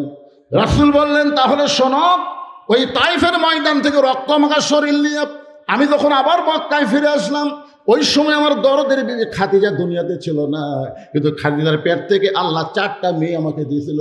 ওই 4টা মেয়ে তখন দুনিয়াতে ছিল। কয় মেয়ে? নবী বলতেছে, আমি যখন ঘরের মধ্যে ঢুকলাম, একসঙ্গে 3 মেয়ে ঘরের মধ্যে আসলো। রোকেয়া, কুলসুম আর জয়নাব বলতেছে, বাবা, আপনি তাইফে কেন গেলেন? বাবা, তাইফ দেশে এত পাথর মারছে, গোটা দেহ আপনার রক্তাক্ত হয়ে গেছে, এই কষ্ট আপনি কেমনে সহ্য করবেন? 3টা মেয়ে মেয়ের মতন কথা বলে চলে গেছে। আসলেই তো তাই, পাথর মারছে কাকে? নবীকে। এই কষ্ট আপনি কেমনে সহ্য করবেন? রাসূল বললেন, সাহাবীরা, 3টা মেয়ে মেয়ের মতন কথা বলে যখন চলে যায়, এমন সময় ফাতেমা আমার ঘরের মধ্যে ঢুকে দরজা বন্ধ করে দেয়। রাসূল বলে, ফাতেমা, ঘরের মধ্যে ঢুকে কেন দরজা বন্ধ করলি? ফাতেমা বলতেছেন, বাবা, ইব্রাহিম নবীর জন্য আল্লাহ যদি নমরুদের চুলা শান্তির বাগান বানাবার পারে, মুসা নবীর জন্য আল্লাহ যদি সাগরকে রাস্তা বানাবার পারে, তাহলে আমার বাবার জন্য আল্লাহ তায়েফের পাথর কেন তুলা বানাবার পারলো না? আজকে যদি তায়েফের পাথর তুলা হইতো, আমার বাবার গায়ে লাগতো ঠিকই, কিন্তু চামড়া কাইটা রক্ত বের হতো না। এই কষ্ট আমি কেমনে সহ্য করব বাবা? এই কষ্ট আমি কেমনে সহ্য করব? তিনটা মেয়ে বলেছে এই কষ্ট আপনি কেমনে সহ্য করবেন? আর ফাতেমা বলতেছে বাবা এই কষ্ট আমি কেমনে সহ্য করবো বাবা? কানতে কানতে দরজা খুলে উনানে গিয়া বারান্দায় গিয়া উনানে পানি গরম করতেছে, জয়তনের তেল গরম করতেছে। রাসূল বলেন সাহাবীরা রে, কিছুক্ষণ পরে পানি গরম করে জয়তনের তেল গরম করে ঘরের মধ্যে ঢুকে দরজা বন্ধ করে দেয়। আমি রাসূল বললাম ফাতেমা আবার কেন দরজা বন্ধ করলি? ফাতেমা বললেন বাবা সন্তান যখন বড় হয় ওই সন্তানকে গোসল করাইতে গেলে দরজা খুলে গোসল করা যায় না বাবা। রাসূল বলেন সাহাবীরা রে, ফাতেমা আমার দেহের জুব্বা খুলে যত জায়গায় তায়েফবাসী পাথর মারছে ওই গরম পানির মধ্যে নরম কাপড় চুবড়ায়া চুবড়ায়া আমার গোটা দেহ পরিষ্কার করে ওই নরম আঙ্গুলের মধ্যে গরম জয়তুনের তেল নিয়ে আমার ক্ষতস্থানে যখন মালিশ করে দেয়, আমি নবী কখন যেন সন্তান হইয়া ফাতেমার উরাতে বালিশ বানায় ঘুমায় গেছি। ওই ঘুমের মধ্যে আমি স্বপ্নে দেখতে পাই আমার মা আমিনা আমার শিওরের পাশে দাঁড়ায় কাঁদতেছে। এত বছর পরে আমিনাকে দেখে বললাম মা আইসেন যখন আর যাবার দিব না। আমি স্বপ্নকে বাস্তব মনে করে আমিনার হাত ধরেছি, কিন্তু ওই সময় ফাতেমা আমার কপালে একটা চুমা খায়। আমি নবী দেখি ফাতেমার চোখের পানি আমার চোখের মধ্যে ঢুকে গেল। আমি বললাম ফাতেমা তুই কেন কান্দিস কেন মা? ফাতেমা বলে বাবা আমি কান্দি না, আপনি আমারে কাঁদাইতেছেন। আপনি স্বপ্নে আমার হাতটা মা বলে চাইপা ধরলেন, এখন পর্যন্ত আপনি আমার হাতটা ছাড়েন নাই। রাসূল বলে ফাতেমা স্বপ্নে যদি তোর হাত চাইপা ধরে মা বলে ডাক দেই, তাহলে তুই শুধু আমার ফাতেমা না, তুই হইলি আমার মা আমিনা। লিল্লাহি তাকবীর। আবু যর গিফারি বলে কবর তোর মধ্যে এমন একজন মহিষী নারীকে দাফন করা হবে যার স্বামী হলো আসাদুল্লাহিল গালিব। এই কথা বলার পরে আবার কোদাল দিয়ে কবর খনন শুরু করে দিয়েছে। এক সময় বলতেছে কবর রে তুই কি জানিস রে কবর তোর মধ্যে এমন একজন মাকে রাখা হবে যার দুইটা সন্তান জান্নাতি যুবকদের সর্দার হবে। এ কবর খবরদার বেয়াদবি করবি না। এই বলে আবার যখন কোদাল মারতে চাই, এমন সময় কবরের ভিতর থেকে একটা আওয়াজ আসতেছে। এই আওয়াজ কিন্তু ফাতেমার জন্য না, এই আওয়াজ হলো আমাদের সকলের জন্যে। আপনার কি মনে করতেছেন আমাদের জন্য না? কবরের ভিতর থেকে আওয়াজ আসতেছে আবু যর কার মা কার মেয়ে কার বিবি এইটা কবর দেখবে না। আমল যদি ভালো হয় কবর জান্নাতের বাগান হয়ে যাবে, আর আমল যদি খারাপ হয় কবর জাহান্নামের গর্ত হয়ে যাবে। এই কথা সঙ্গে সঙ্গে আবু যর গিফারি আর কোদাল মারতে পারে নাই। কোদাল ফাইলে যে মারছে দৌড়। নির্দিষ্ট সময়ে হযরত আলী নির্দিষ্ট সময়ে ফাতেমার দেহখানা কাঁধে করে নিয়ে ওই জান্নাতুল বাকির পূর্ব কোনায় আবু যর বলে ডাকতেছে, কিন্তু আবু যর তো নাই। আল্লাহ আবু যরকে খেদাই দিছে। আবু যর যে কবর খুঁড়েছে ওই কবরের মধ্যে ফাতেমাকে দাফন করার পরে হযরত আলী বলতেছে আল্লাহ আমি আজকে সবচাইতে বড় বিপদের মধ্যে আছি। আল্লাহ আমি ফাতেমাকে কবর দিয়ে যখন বাড়িতে যাব, হাসান হোসেন যখন ঘুম থেকে চেতন পাবে, এরা দুই ভাই মায়ের খোঁজ করবে। আমি তখন যদি বলি মা তোমাদের মা দুনিয়া থেকে বিদায় নিয়েছে, তখন হাসান হোসেন বলবে বাবা তাহলে আমাদের মাকে এখন কোথায় রাখছেন? আমি যদি বলি তোমাদের মাকে কবর দিয়েছি, তখন আমার দুইটা সন্তান বলবে মাকে কোথায় কবর দিলেন? আমরা দুই ভাইকে একটু দেখতে পাবো না। আমি যদি হাসান হোসেনকে ফাতেমার কবর দেখাতে আসি, তাহলে এরা দুই ভাই যদি কবরের কাছে কান্দে, তাহলে গভীর রাত্রে ফাতেমাকে দাফন করে কি হলো মদিনার মানুষ তো জানতে পারবে। হাসান হোসেন কাঁদতেছে, ওটাই হলো ফাতেমার কবর। কবর রে আমি আজকে কিভাবে ফেরত যাই? ও ফাতেমার কবর, আমি আলী আজকে বড় বিপদে পড়েছি। এই কথা কয়েকবার বলার পরে হযরত আলী তাকায় দেখে সামনে কয়েকটা পুরাতন কবর দেখা যায়। এইমাত্র ফাতেমার কবর দিল, সেই নতুন কবর গেল কোন জায়গায়? গোটা জান্নাতুল বাকি দৌড়ের বলে ফাতেমার কবর। এখন এই ফাতেমার কবর দিলাম, সেই কবর গেল কোন জায়গায়?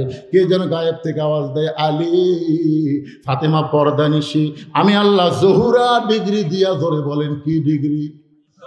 আরো জোরে বলেন কি ডিগ্রি? আমার মায়েদের জন্য অত্যন্ত গুরুত্বপূর্ণ কথা।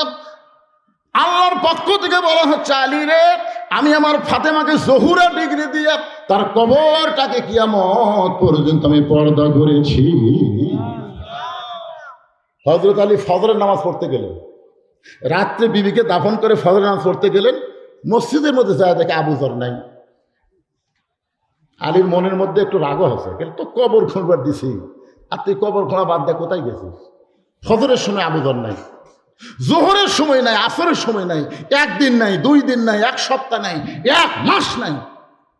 সমস্ত সাহাবেরা বলা বলি করলো, নবীর জলিল কদর সাহাবী আবু যর গেল কোথায়? আলী কিন্তু জানে, কিন্তু কাউকে বলতেছেন যে আমার বইয়ের কবর খোলবার যে হেরে গেছে। 1 বছর যায়, 2 বছর যায়, সবাই চিন্তা করে আবু যর গিফারি গেল কোথায়? কয়েক বছর পরে মদিনায় আবু যর গিফারি, কয়েক বছর পর মদিনার বাচ্চারা পাগলের মতন দেখে, কেউ ঢাল মারে, কেউ তিরস্কার করে, পাগল পাগল। সবাই যখন পাগল পাগল বলে আবু যর গিফারিকে তিরস্কার করে, ঢাল মারে, এমন সময় হযরত আলী চিন্তা করে এই পাগল কে রে? এক দৌড়ে সামনে গিয়ে তাকায় দেখে ইয়ানজুরু বিনুরিল্লাহ, এই পাগল কেউ না, এই পাগল হলো আবু যর গিফারি। হযরত আবু যর গিফারির হাতটা ধরে হলো, ভাইজান, আমার ফাতেমার কবর খুঁড়তে গিয়ে কোথায় হারায় গেলি? আজ কত বছর পরে তোকে মদিনায় পাইলাম, তুই পাগল বেশে ঘুরতেছিস, বল রে বল আবু যর, আমার ফাতেমার কবর খুঁড়তে খুঁড়তে তোর কি হলো? আবু যর গিফারি খালি কান্দে আর কান্দে। আবু যর গিফারিকে হযরত আলী বুকের মধ্যে চাইপা ধরে বলে, না বললে তোকে ছাড়বো না।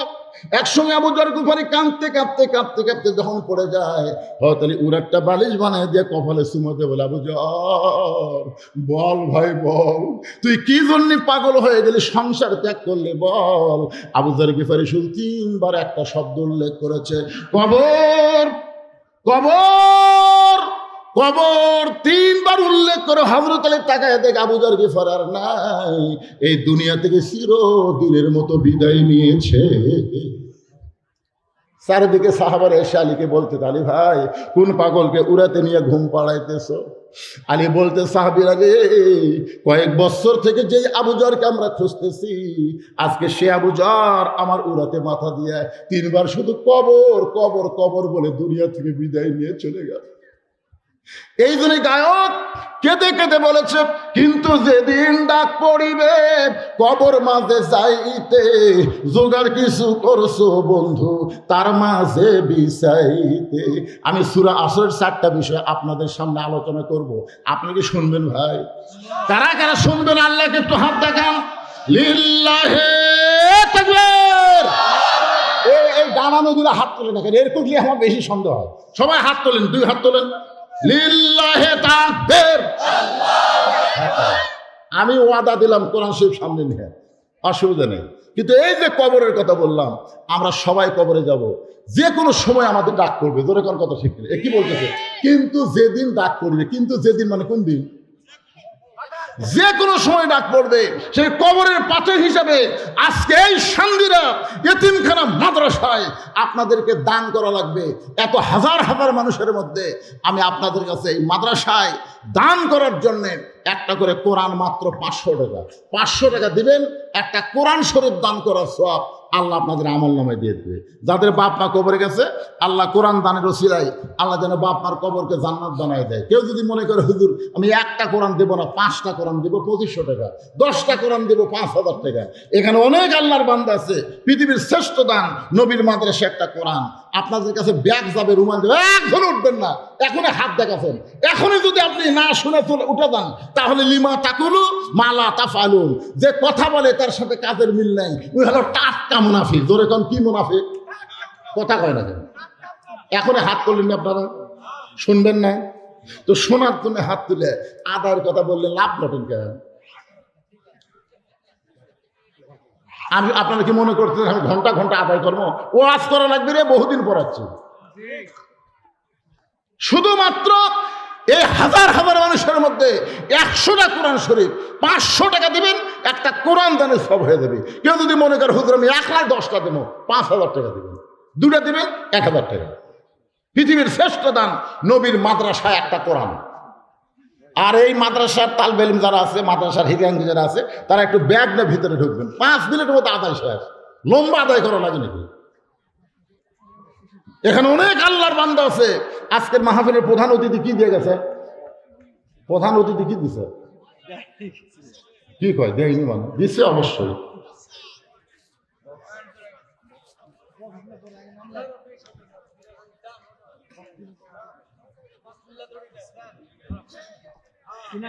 কিলে আদায় রে, বাক্সলে আদায়। হ্যাঁ, এটা কে ধরবি? এমন টেস্ট করা করছেন মনে কত যাত্রা করতেছে। এত উঁচু টেস্ট করা হয়। বক্তার হাতের মধ্যে সবাই একটু চাই যে হুজুরের হাতে অনেকদিন পড়াচ্ছে, একটু হাতের সঙ্গে হাত লাগে, কিন্তু ক্ষমতা আছে। আমাকে এমন জায়গা তুলে থোছে। ছোট্ট একটা বাচ্চা 2টা কোরআন শরীফ বাবদ 1000 টাকা দান করেছে। আল্লাহ দানকে কবুল করেন। আর একজন আল্লাহর বান্দা কোরআন শরীফ বাবদ 500 টাকা দান করেছে। আল্লাহ তার দানকে কবুল করেন। আর একজন কোরআন শরীফ বাবদ 500 টাকা দান করছে। আল্লাহ দানকে কবুল করেন। আল্লাহুম্মা আমিন। আব্দুল মুমিন দোগসি দক্ষিণ পাড়া 10টা কোরআন শরীফ বাবদ 5000 টাকা জোরে বলেন মারহাবা। আল্লাহ দানকে কবুল করেন। যে নিয়তে দান করছে আল্লাহ নেক নিয়ত নেকাশাকে আল্লাহ আপনি পুরা করে দেন। আল্লাহুম্মা আমিন। আল্লাহর একজন বান্দা কোরআন শরীফ বাবদ 500 টাকা দান করছে। আল্লাহ দানকে কবুল করেন। যে নিয়তে দান করলো আল্লাহ। হ্যাঁ, অঙ্গীকারের গুলা এই টেজের উপর না, অঙ্গীকারের গুলা ভিতর দান। টেজের উপর খালি লগত আদায় হবে, লগত, কোনো বাকি আদায় হবে। বাক্সের মধ্যে দিচ্ছেন না কেন আপনারা? ভাই দান বাক্স ঠেলা মারতেছেন। পকেটের দিকে টাকা দেখে 500 টাকা লোট আছে, 200 টাকা লোট আছে, 100 টাকা লোট, 10 টাকা নাই। ওর সামনে মসজিদের দান বাক্স মারছে ঠেলা। এমন ধরে ঠেলা মারছে, 4 জন পার হয়ে গেছে। ওরা 4 জন খুব খুশি, থাকবে আল্লাহ তোর হাতত বরকত দিছে। 2 কান্দের ফেরেশতা বলতেছে আল্লাহ আমরা লেখবো কি? আর পকেট ভরার টাকা থাকার পরেও দান বাক্স ঠেলা মারলো। আল্লাহ কই দান বাক্স ঠেলা মারেনি, এই জান্নাত ঠেলা মারছে, জান্নাত। এই দান বাক্স যাচ্ছে আপনাদের কাছে 10 টাকা 20 টাকা, যাই যা পারেন আল্লাহর রাস্তে দিবেন, ঠেলা দিবেন না, ফাঁকি দিবেন না। সাজু ডাক্তার 10টা কোরআন শরীফ বাবদ 5000 টাকা দান করেছে। আল্লাহ তার দান কবুল করেন। যে নিয়তে দান করেছে আল্লাহ নেক নিয়ত নেকাশা পুরা করেন। লিল্লাহে তাকবীর।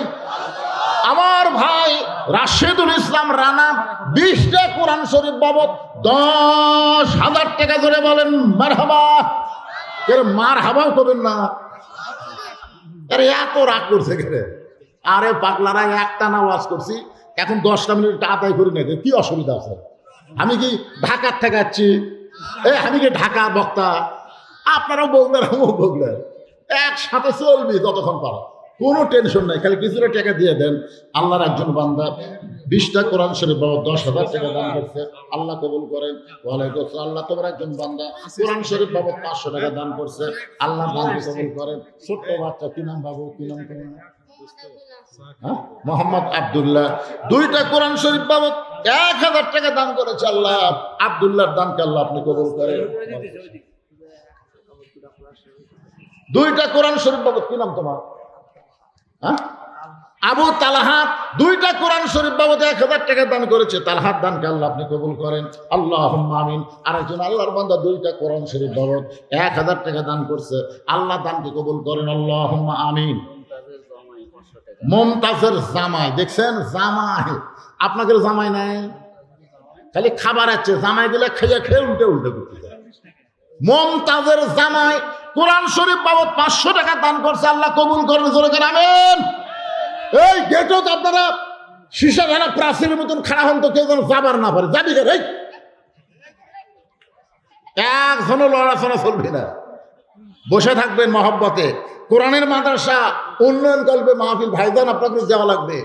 এই মাদ্রাসার সভাপতি, মাদ্রাসার সেক্রেটারি, মাদ্রাসার ক্যাশিয়ার, মাদ্রাসার যারা সদস্য, আপনারা লুকে থাকেন না। এই মুহূর্তে ট্রেনের উপর আপনাদের দেখে চাই জনগণ। জোরে করে কথা ঠিক কিনা? দেখবার চান না? হ্যাঁ, সভাপতি সাহেব, সহসভাপতি সাহেব, সেক্রেটারি সাহেব, চলে আসেন আপনারা।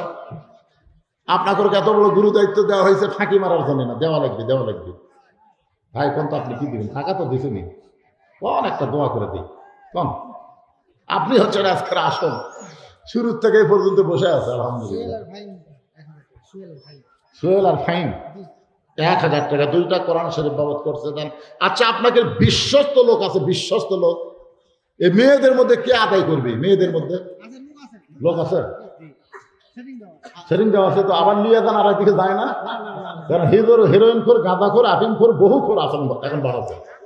মাদ্রাসার বিশ্বস্ত লোক হতে হবে। মায়েরা, বিশ্বস্ত আপনাদের কাছে আদায় করতেছে, যা মনে চায় আল্লাহ দান করেন, সব টাকায় মাদ্রাসা চলে আসবে ইনশাল্লাহ। আল্লাহর একজন বান্দা কোরআন শরীফ বাবদ 500 টাকা দান করছে, আল্লাহ কবুল করেন। এই ডেকোরেটর মাদ্রাসার উন্নয়ন কল্পে 2000 টাকা ধরে বলেন মারহাবা। সভাপতি তো আমার ধারে বসে আছে, কখন আনে?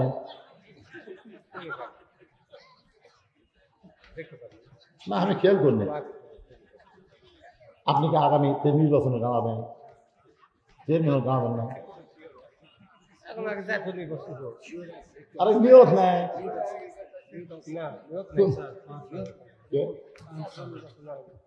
আনসার আলী আল্লাহ তোমার বান্দা 10টা কোরআন শরীফ বাবদ 5000 টাকা ধরে বলেন মারহাবা। এই ছেলে যেভাবে বাক্স নিয়ে আসতেছে, বলে ফাঁকা বাক্স, এর টাকা আছে? এই টাকা আছে, আছে কোন? আপনি একটা কোন দোয়া করে দিই। আরে কালেকশন হবে কি আবার? আপনি কে শুরু হলো কম? কত কম? আজকের মাহফিলের মাদ্রাসার সভাপতি, মাহফিলের খালি না, মাদ্রাসারও তিনি সভাপতি, 50,000 দিবার চাও।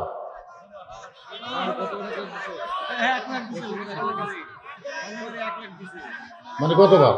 তো গতবারে 1 লাখ দেয়, এবার কি আলু বান্ধবী করছে নাকি? না, আপনি কি আলু বান্ধবী করছেন সেটা কোন? দেখি দিবেন না। আচ্ছা, মন থেকে যা দিবি, লা ইকাল্লিফুল্লাহু নাফসান ইল্লা উসআহা, আল্লাহ বলেছেন সাধ্যের বাহিরে কোনো কিছু করা যাবে না।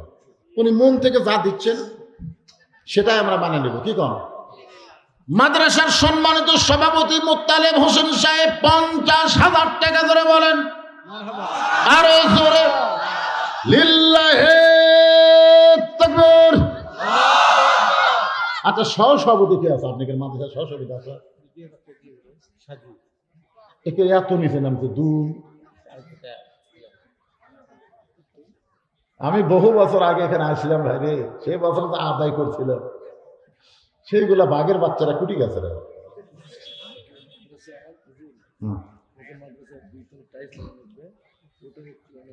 কয়তলা?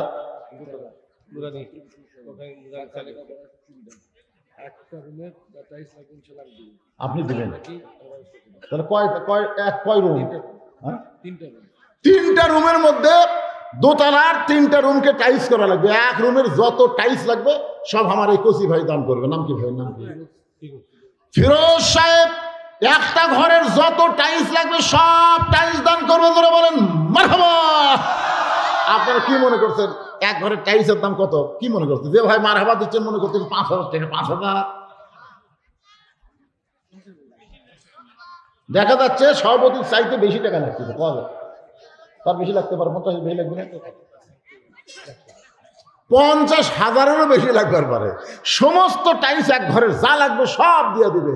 তার জন্য আমরা প্রাণ খুলে দোয়া করব, মাদ্রাসাকে সুন্দর করে দিল আল্লাহ, তার ঈমান আমলকে সুন্দর করে দেখ। দরকার আমিন। তার আপনজন যারা কবরে গেছে আল্লাহ তাদের কবরকে জান্নাতের টুকরা বানায় দেখ। সবাই বলে আমিন। আপনি একটা ঘরের দেন তো। মাশাআল্লাহ।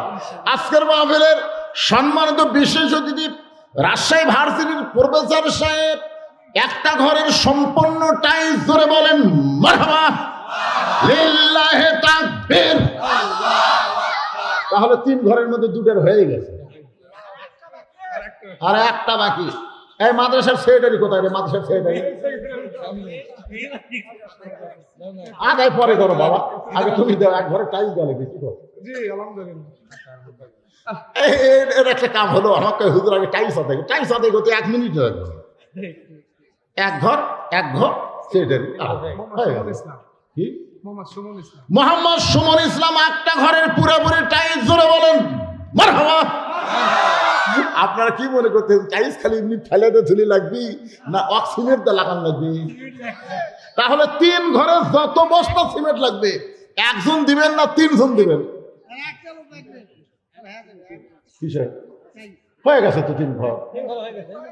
এই কুটি আছে রে পাগলা, 3 ঘর হয়ে গেছে।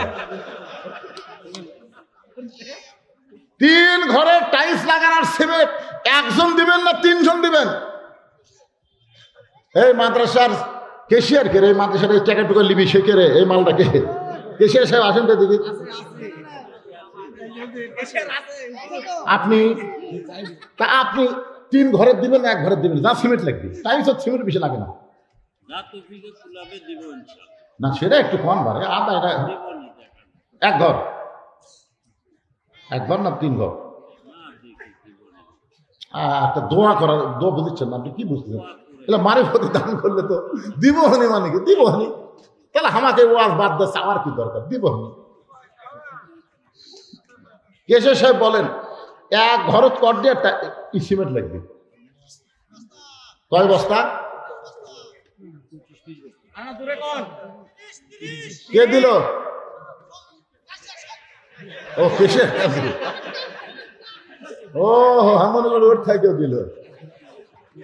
আপনারা কি মনে করতেছেন যাকে আল্লাহ এত উঁচুতে জায়গা দিয়েছেন, তিনি অবসর প্রাপ্ত আর্মি কর্মকর্তা, তার কাছে আমরা 1 ঘরের টাইলস 30 বস্তা সিমেন্ট কোন আল্লাহ রাস্তা? হ্যাঁ 10 বস্তা। মাদ্রাসার কেশিয়ার সাহেব 10 বস্তা সিমেন্ট ধরে বলেন মারহাবা। আপনাদের মধ্যে শান্দিরার কারা কারা একটা হাত তোলেন তো দেখি। শান্দিরার কারা কারা? একটু হাত তোলেন না কেন? শান্দিরা বিশাল পাড়া, 7000 ভোট। আচ্ছা ঠিক আছে, শান্দিরা ছাড়া বাহিরের কারা কারা হাত তোলেন তো দেখি। তাই তো আদায় হচ্ছে না রে। 220 বস্তা সিমেন্টের মধ্যে 10 বস্তা আদায় হয়ে গেছে।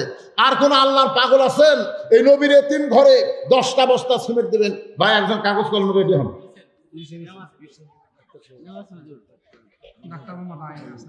ডাক্তার মোহাম্মদ আইন সাহেব কোথায়? কোন ভাই কোন?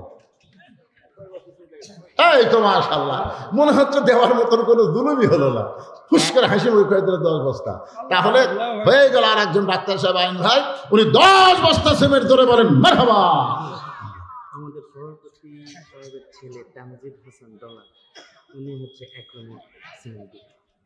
এটা আপনার ছেলে কি করে? বাপের সাইডে ব্যাপারে বলতে। মাশাআল্লাহ, আজকের মাদ্রাসার মাহফিলের সম্মানিত সভাপতি সাহেবের ছেলে 1 ঘরে যত সিমেন্ট লাগবে টাইলস লাগানো সব সিমেন্ট দান করবে। ধরে গেল মারহাবা। মাশাআল্লাহ, 2-3 ঘরের মধ্যে 1 ঘর হয়ে গেল। এরা আপনাকে সিয়ারত যারা বসে আছেন এরা কোন গ্রামের লোকরা? 5টা বস্তা সিমেন্ট দেওয়ার লোক নাই, হাত তোলা কত হুজুর? এই যে বলা মাত্র দেখছেন, ভাইয়ের নাম কি? রেজাউল ভাই 5 বস্তা সিমেন্ট ধরে গান মারহাবা। এই সবাই একটু মারহাবা করবে, বড় তাড়াতাড়ি আদায় হবে। আমার ভাইয়ের নাম কি? শহীদুল ইসলাম ভাই যেন আমার 5 বস্তা সিমেন্ট দান করবে, আল্লাহ তার দানকে কবুল করো, আল্লাহুম্মা আমিন। এই মায়েদের মধ্যে কার আদায় করতেছে? মায়েদের টাকার বস্তা দেখেই ওয়াজ শুরু হবে ইনশাআল্লাহ। আর ভিতরে আদায় করলেন তো বাক্সের মধ্যে বোঝা গেল না। সহজ সেক্রেটারি মাদ্রাসার বাপ্পি ইসলাম 5 বস্তা সিমেন্ট দান করবে, আল্লাহ তার দানকে কবুল করেন। জোরে শুনে বলেন আল্লাহুম্মা আমিন। বলেন বলেন। আর যারা আছে এই যে বিজ্ঞাপনে যে সভাপতি সাহেব এতগুলো নাম দিয়েছেন, দেখেন তো খালি সিরিয়াল, এইগুলো দান করলে মাদ্রাসা। ইমদাদুল ইসলাম 10 বস্তা সিমেন্ট ধরে বলেন মারহাবা। আল্লাহ তোমার বান্দা ইমদাদুল ইসলাম 10 বস্তা সিমেন্ট দান। ওই যে একজন একটু খাড়া হতে বাদান, ওর নাম কি? মোস্তাফিজুর রহমান টুকু সাহেব 5 বস্তা সিমেন্ট ধরে বলেন মারহাবা। কেন আপনাদের মধ্যে কারো মন চায় না? ওটাও তো টুকু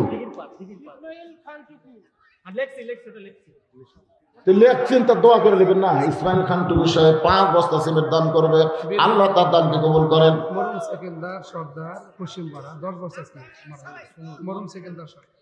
মরহুম সিকেন্দারের সর্দারের পক্ষে কে দান করলো তার নাম বলে? মোহাম্মদ শাকিল সর্দার। মোহাম্মদ শাকিল সর্দার 10 বস্তা সিমেন্ট দান করেছে, ধরে বলেন মারহাবা। লিটন কি দিল? লিটন বাবা যে আমার 5 বস্তা সিমেন্ট দান করেছে, আল্লাহ লিটনের দানকে আল্লাহ আপনি কবুল করেন, আল্লাহুম্মা আমিন। হ্যাঁ। শেখ ফরিদ প্রবাসী 5 বস্তা শেখ ফরিদ প্রবাসী 5 সিমেন্ট। বস্তা সিমেন্ট দান করবে, আল্লাহ তার দান কবুল করেন। জোরে বলে আল্লাহুম্মা আমিন। আপনার গেলে হিসাব দেন, সিমেন্ট হয়ে গেলে আর বার বেশি দেয় কি হবে? হ্যাঁ,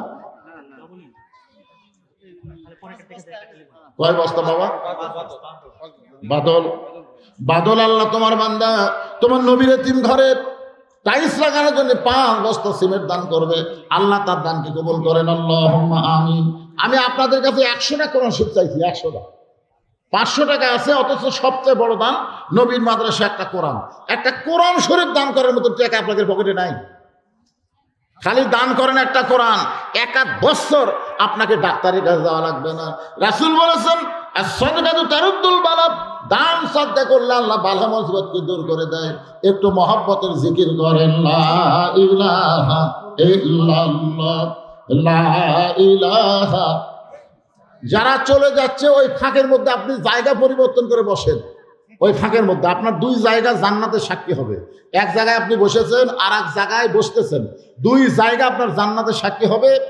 আর ধানের মতোই কিন্তু দেখতে চিটা পাতান সবসময় থাকতে পারে না, দেখবেন চিটা পাতান কিন্তু ধানের সাথে থাকে। হ্যাঁ, এই আবার 4 গেল একেবারে, আর 1 বস্তা। মোহাম্মদ আলী 10 বস্তা। মোহাম্মদ আলী 10 বস্তা সিমেন্ট দান করবে, আল্লাহ মোহাম্মদের দানকে আল্লাহ আপনি কবুল করেন, আল্লাহুম্মা আমিন। সাইলোর ফোরম্যান 5 বস্তা। সাইলোর ফোরম্যান 5 বস্তা সিমেন্ট দান করবে, আল্লাহ তার দানকে কবুল করেন, আল্লাহুম্মা আমিন। কবুল করো, কবুল করো। মোদের কামনা দানকারীকে দিবেন জান্নাত, আল্লাহ নিরাশ করবেন না। আপনারা একজন ওটা শুরু করলে আর দেখা দেখি যত লোক উঠতেছে।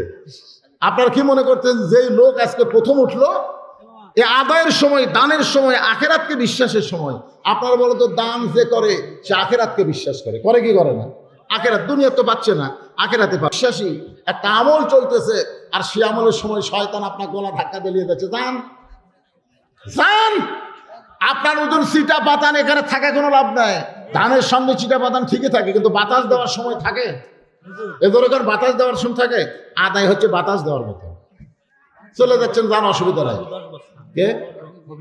হবিবুর রহমান বাবু 10 বস্তা সিমেন্ট দান করবে, আল্লাহ তার দানকে কবুল করেন। এখন যারা দিবেন ভাই আর নাম বলার দরকার নাই, আপনারা গোপনে গোপনে দান করেন, ইনশাল্লাহ যা সিমেন্ট পাওয়া গেছে টাইলস লাগানো যাবে। এখন একটু জিকির করার পরে আমি সিরা আসর থেকে কয়েকটা বিষয় আপনাদের সামনে আলোচনা করতে চাই, সময় বেশি লাগবে না, একটু আল্লাহর জিকির করেন। এই যারা দাঁড়িয়ে আছেন এই সুযোগে বসেন না কেন, বসেন। একটা ছোট বাচ্চা শিশির, হায়দার রহমান শিশির, কোরআন শরীফ বাবদ 500 টাকা দান করেছে। হায়দার রহমান শিশিরের দান কি কবুল করেন। গরিবের রাজা, গরিবের রাজা কি সেটা? ও, নামি গরিবের রাজা। ওরে বাবা, গরিবের রাজা শান্তাহার 5 বস্তা সিমেন্ট দান করছে। আল্লাহ গরিবের রাজা হিসাবেই তাকে সম্মান দিও, ধরে কেন, আমিন। আল্লাহ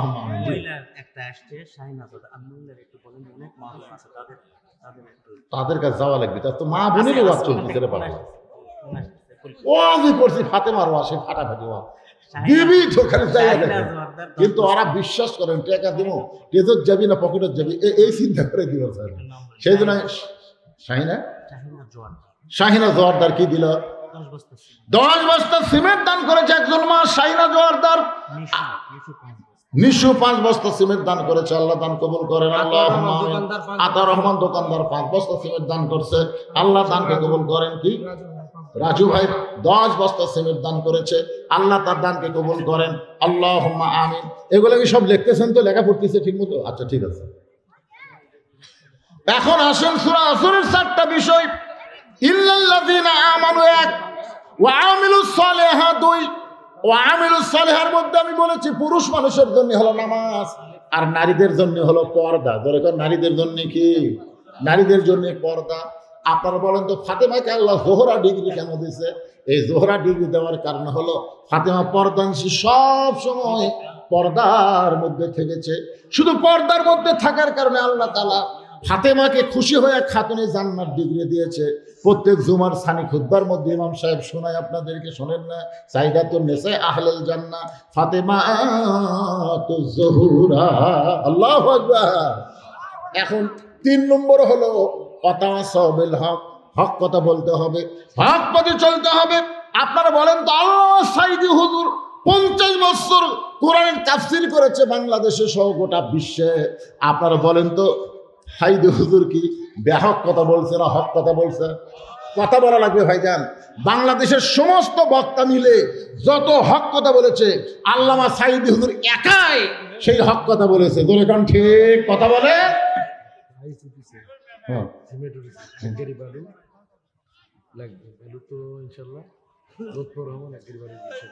তো কয় গাড়ি লাগবে? 3 ঘর গাড়ি লাগবে। আর এক গাড়ি উঠছে, এক গাড়ি? এটা কোন গাড়ি ভাই? ভ্যান গাড়ি না? মিনি গাড়ি, ও ট্রাক গাড়ি। 9000 টাকা এক গাড়ি উঠছে। এক গাড়ি বালু উঠছে। আপনাদের মধ্যে এমন কোন আল্লাহর বান্দা আছে যে এই আলহাজ লুৎফর রহমান সাহেব এক গাড়ি বালু টাইলস লাগানোর জন্য জোরে বলেন মারহাবা? আমি মনে করছিলাম খালি সিমেন্ট দিয়ে টাইলস লাগবে, না বালু লাগবে। আর এক গাড়ি কে দিবেন? আল্লাহর কোন বান্দা আছেন? আর একটা গাড়ি হাবুল, হ্যাঁ বলো, 10 টাকা দাম দিবে। লেকিন হাবুল, হাবুল 10 টাকা। তোর নামই কি হাব্বুল? কি নাম হলো হাব্বুল? এতগুলো মানুষের মধ্যে এরকম একটা নাম নিতেও তো কেমন লাগতো। হাব্বুল নাম হবে? অর্থ খোদা বাবা, হাবিবুল। হ্যাঁ, হাবিবুল ইসলাম 10টা কোরআন শরীফ বাবদ 5000 টাকা দান করবে। আল্লাহ তার দান কবুল করেন। নাম হচ্ছে ছায়া বিবি, 2 বস্তা ছিল। ছায়া বিবি, একজন মা আমার 2 বস্তা সিমেন্ট করবে দান। আল্লাহ ছায়া বিবির দানকে আল্লাহ আপনি কবুল করেন। এক কাপ গাড়ি বালু দিবার পারবেন না? চেয়ারে যারা বসে আছেন ভাইরে, কাঞ্চন, আল্লাহর কোনো বান্দা কি নাই নবীর এই এতিমখানায় টাইলস লাগানোর জন্য এক গাড়ি বালু দিবেন? এক গাড়ি, 1 মিনিট। আচ্ছা যাক, আলহামদুলিল্লাহ, এক বান্দা আসছে। কাঞ্চন, কাঞ্চন এক কাঁকড়া, এক মিনিট, মানে আরেক গাড়ি বালু। আর এক গাড়ি সেটা আবার মিনি কবার দান খেয়ে কাঞ্চন টাইলস লাগানোর বালু আদায় শেষ। এক গাড়ি বালু, মোট 2 গাড়ি বালু পাওয়া গেল। আল্লাহ যারা বালু দিল, বালুর যত দানা হবে দানা মোতাবেক সব দিয়ে দিবেন। জোরে কোন আমিন। সৈরব 5 বস্তা সিমেন্ট দান করবে। ছোট না লোটন দিঘির পর 10 বস্তা সিমেন্ট দান। এত সিমেন্ট আপনারা কি করবেন? আল্লাহ রওশন ইসলাম 2 বস্তা সিমেন্ট দান করবে। নগর মেরিশ 2 বস্তা সিমেন্ট দান করবে। আল্লাহ কবুল করেন।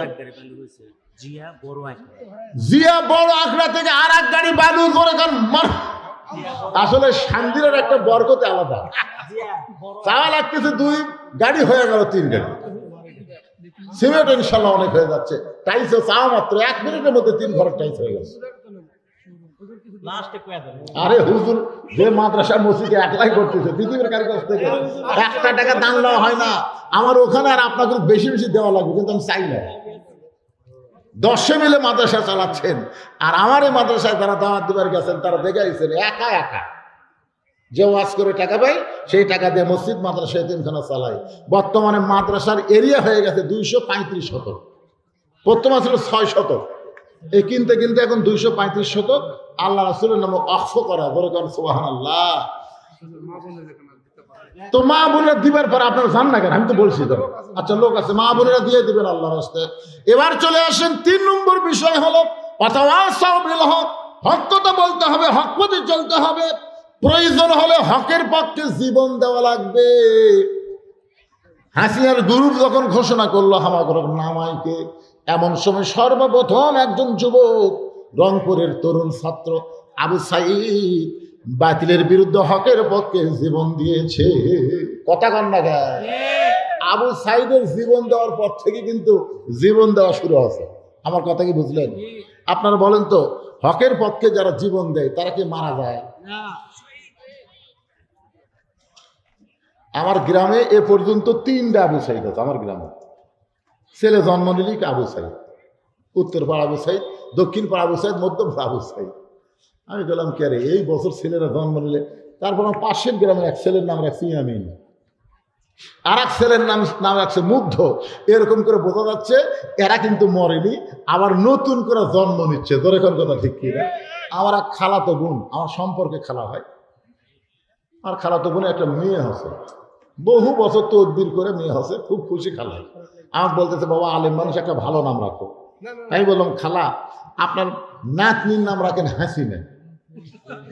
সেই করছি হাসিনা, খালা তো সেই গরম, খালি গদ গদ করতেছে। আমি বললাম খালা রাগ করে, এই তুই আলেম না জালেম রে, তোর কাছে একটা ভালো নাম শুনবার চাইলাম আর তুই খুনি হাসিনার নাম করো। তার মানে বোঝা গেল আবু সাইদ মুগ্ধ ইয়ামিন মরে নাই, হাসিনা বাঁচা থাকতে পৌঁছে গেছে। তোর কথা ঠিক কিনা ভাই রে? তাই আমি বলবো জামাত বিএনপি আমরা যারা করি, আমরা আর মতভেদ করব না, আমরা মিলেমিশে মহব্বতে পুনরায় হাসিনা যেন বাংলার জমিন আর ফিরে আসতে না পারে, এই জন্য আমাদের চেষ্টা করা লাগবে। ধরে কার কথা ঠিক? এখন আমরা তো দুই দল দুই রকম হয়ে গেছি, হাসিনা খালি খুশি হচ্ছে, যাক তোরা ভিন্ন ভিন্ন হয়ে তো ওই ফাঁক দেন রকম, মানে দুইজন ফাঁক হয়ে গেলে কি হয়?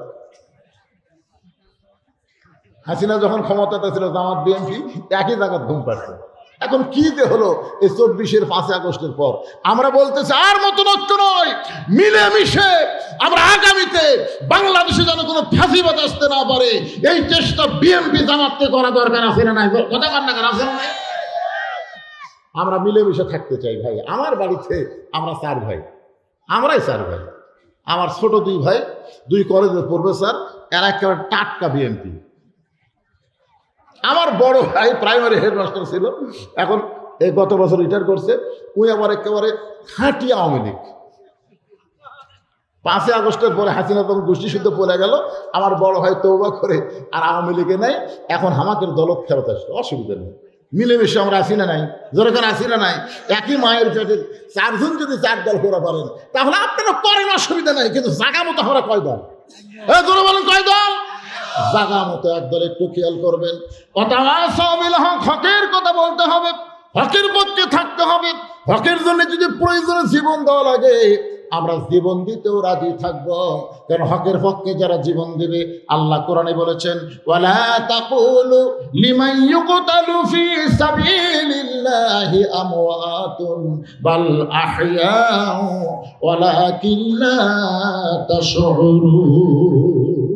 সূরা আসরের 4 নম্বর বিষয় হলো ওয়াতাওয়াসাউ বিস-সবর, ধৈর্য ধারণ করা লাগবে। দরকার কি করা লাগবে? মিলেমিশে থাকবার গেলে হট্টগোল করা যাবে না, আমাদের ধৈর্য ধারণ করার উপদেশ দেওয়ার কথা বলা হয়েছে।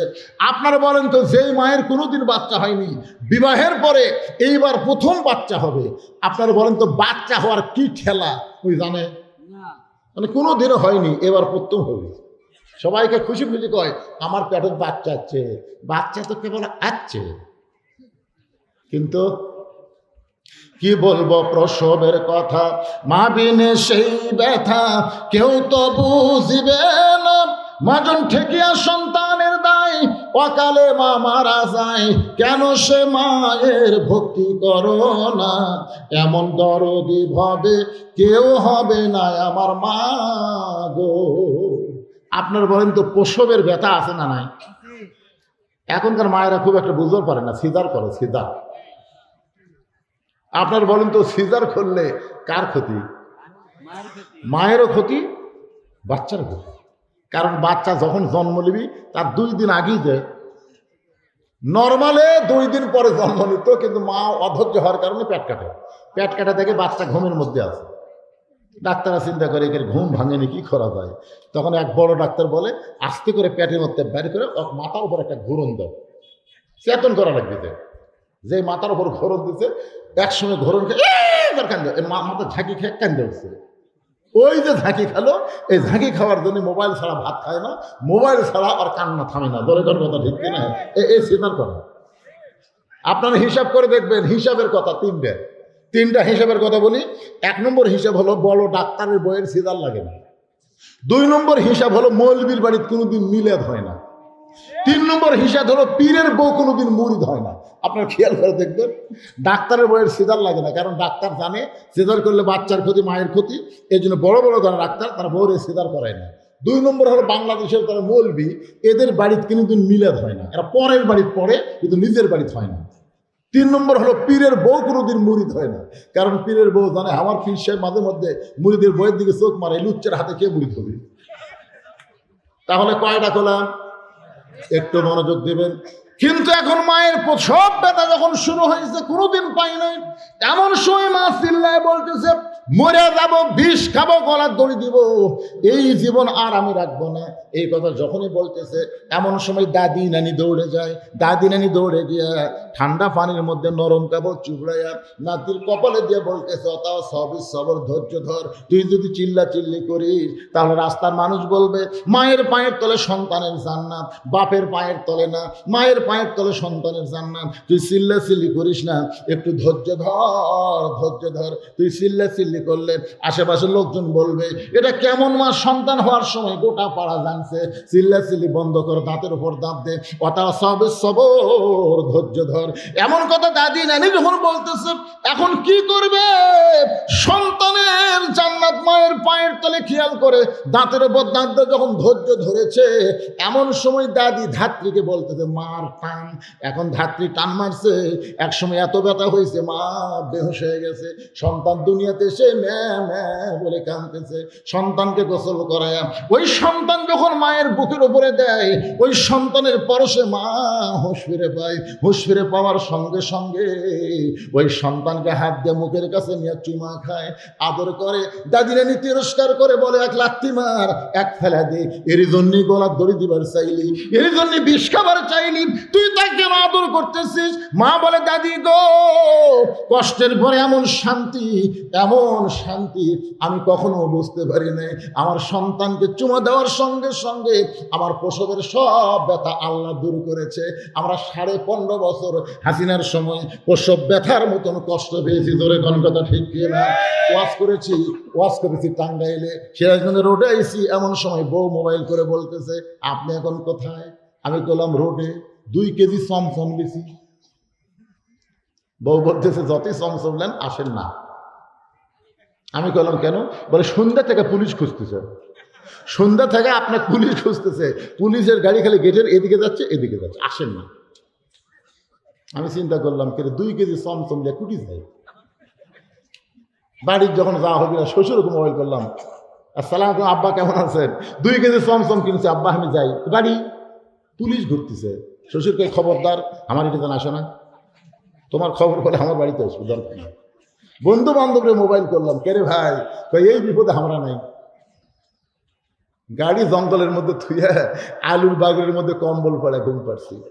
কি মনে করছেন প্রসব বেদনার মতন কষ্ট আমাদের হয়নি? আমি ঘুমাইছি, তার পাশে এক বিএমপির ভাই, হুজুর কি খবর, ঠান্ডা লাগতেছে, তাহলে কম্বল দিই। কি মহব্বত! ওর এক কম্বল আমাকে দিল, 2 ভাই গলা ধরে ঘুম পাড়ি। রে কি দিন গেছে আমাদের। ওই মায়ের প্রসব ব্যথার মতন আমরা কষ্ট পেয়েছি। কিন্তু 24 সালের 5ই আগস্ট মা যেমন সন্তানকে কোলে পাইয়া সব ব্যথা ভুলে যায়, আমরা সব কষ্ট ভুলে গিয়া আগামীতে আমরা বাংলাদেশকে আল্লাহর কোরআনের বাংলাদেশ, শহীদ জিয়ার বাংলাদেশ গড়ে তুলতে চাই। কথা কন না কেন? শহীদ জিয়ার বাংলাদেশ দেখছেন আপনারা? আমি দেখছি রে ভাই। শহীদ জিয়া যখন বাংলাদেশের প্রেসিডেন্ট ছিল, নিজে হেঁটে হেঁটে সেই 7 মাথা থেকে মহাস্থান পর্যন্ত গেছে। যাওয়ার সময় গোকুলে একটা মসজিদ, আসরের নামাজের সময় উনি জুতা খুললেন, মসজিদে গিয়ে নামাজের নিয়ত করলেন। সাথীরা চিন্তা করলো ওজু করলো কখন? ওজু সবসময় থাকে। সেই মানুষ ছিল জিয়াউর রহমান। দুনিয়া থেকে বিদায় নেওয়ার সময় তার সব তন্ন তন্ন করে দেখা গেল ভাঙ্গা সুটকেসের মধ্যে যায় নামাজ আর আল্লাহর কোরআন। তোমার আল্লাহ কন্যা কে? আমরা সেই বাংলাদেশ আবার চাই, যে কোরআনের ওয়াজ শুনবো, শুধু ওয়াজ শুনবো না, বাস্তব বাংলার জমিন আমরা আল্লাহর কোরআনকে দেখতে চাই। কারা কারা রাজি? 2 হাত তুলে আমার আল্লাহকে দেখান। আল্লাহ আমাদের সবার জন্য কবুল করেন। জোরে কান আমিন, জোরে বলে আল্লাহুম্মা আমিন। আমরা মিলেমিশে থাকতে চাই, আমাদের মধ্যে কোনো ভেদাভেদ নাই। ধৈর্য ধারণ করা লাগবে। অনেক সময় শয়তান এসে কান মন্ত্র দিবি, শয়তানের কান মন্ত্র না শুনে আমি বলবো আমার ভাই কথা বলছে কিনা, আমি কাছে গিয়ে যাচাই করে শুনবো। এভাবে মিলেমিশে আল্লাহ আমাদের সবাইকে থাকার তৌফিক দান করুক। 1 নম্বর হলো ঈমান, 2 নম্বর হলো আমিলুস সলিহাত নেক আমল, 3 নম্বর তাওয়াসসুবিল হক, 4 নম্বর তাওয়াসসুবিস সবর। প্রত্যেকটা বিষয়ের আমি কিছু কিছু আলোচনা করেছি। আলোচনা মোতাবেক আল্লাহ বক্তা শ্রোতা সবাইকে আমল করার তৌফিক দান করুক। সকলে বলে আমিন। আস্তাগফিরুল্লাহ রব্বি মিন কুল্লি যামবি ওয়া তুবু ইলাইহি।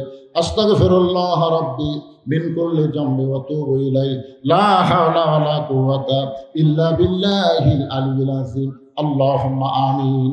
আল্লাহুম্মা আনতাস সালাম ওয়া মিনকাস সালাম তাবারাকতা ইয়া যাল জালালি ওয়াল ইকরাম। মাবুদ, সেই মাগরিবের নামাজের পর থেকে এই গভীর রাত পর্যন্ত তোমার বান্দা বান্দিরা আরামের বাড়ি ঘুমকে বাদ দিয়া কোরআন হাদিসের মহব্বত কলিজার মধ্যে নিয়ে এই জান্নাতের বাগানে বসে বসে কোরআন হাদিসের আলোচনা শোনার শেষে আমি গুনাহগারের সঙ্গে রহমতের দরজায় ফকির হয়ে দোকানা হাত তুলেছে। মেহেরবানি করে আজকের মাহফিল আমাদের সকলের হেদায়েতের জন্য, নাজাতের জন্য, জান্নাতের জন্য আল্লাহ কবুল করে নেন। এই মাহফিলের শুরু থেকে শেষ পর্যন্ত যতটুকু আলোচনা হয়েছে এর মধ্যে যদি ত্রুটি হয়, ভুল হয়, মাফ করে দাও। এর যা হাদিয়া মঞ্জুর করো সোনার মদিনায় নবী পাকের রওজা মুবারকে আল্লাহ কবুল করে নাও। তামাম আম্বিয়া কেরাম, আসহাবে কেরাম, তাবিঈ কেরাম, তাবা তাবিঈ কেরাম, তামাম পৃথিবীর মাটির নিচে যত মুমিন মুমিনা আছে আল্লাহ সকলের আরওয়াহ পরে হাদিয়া কবুল করো।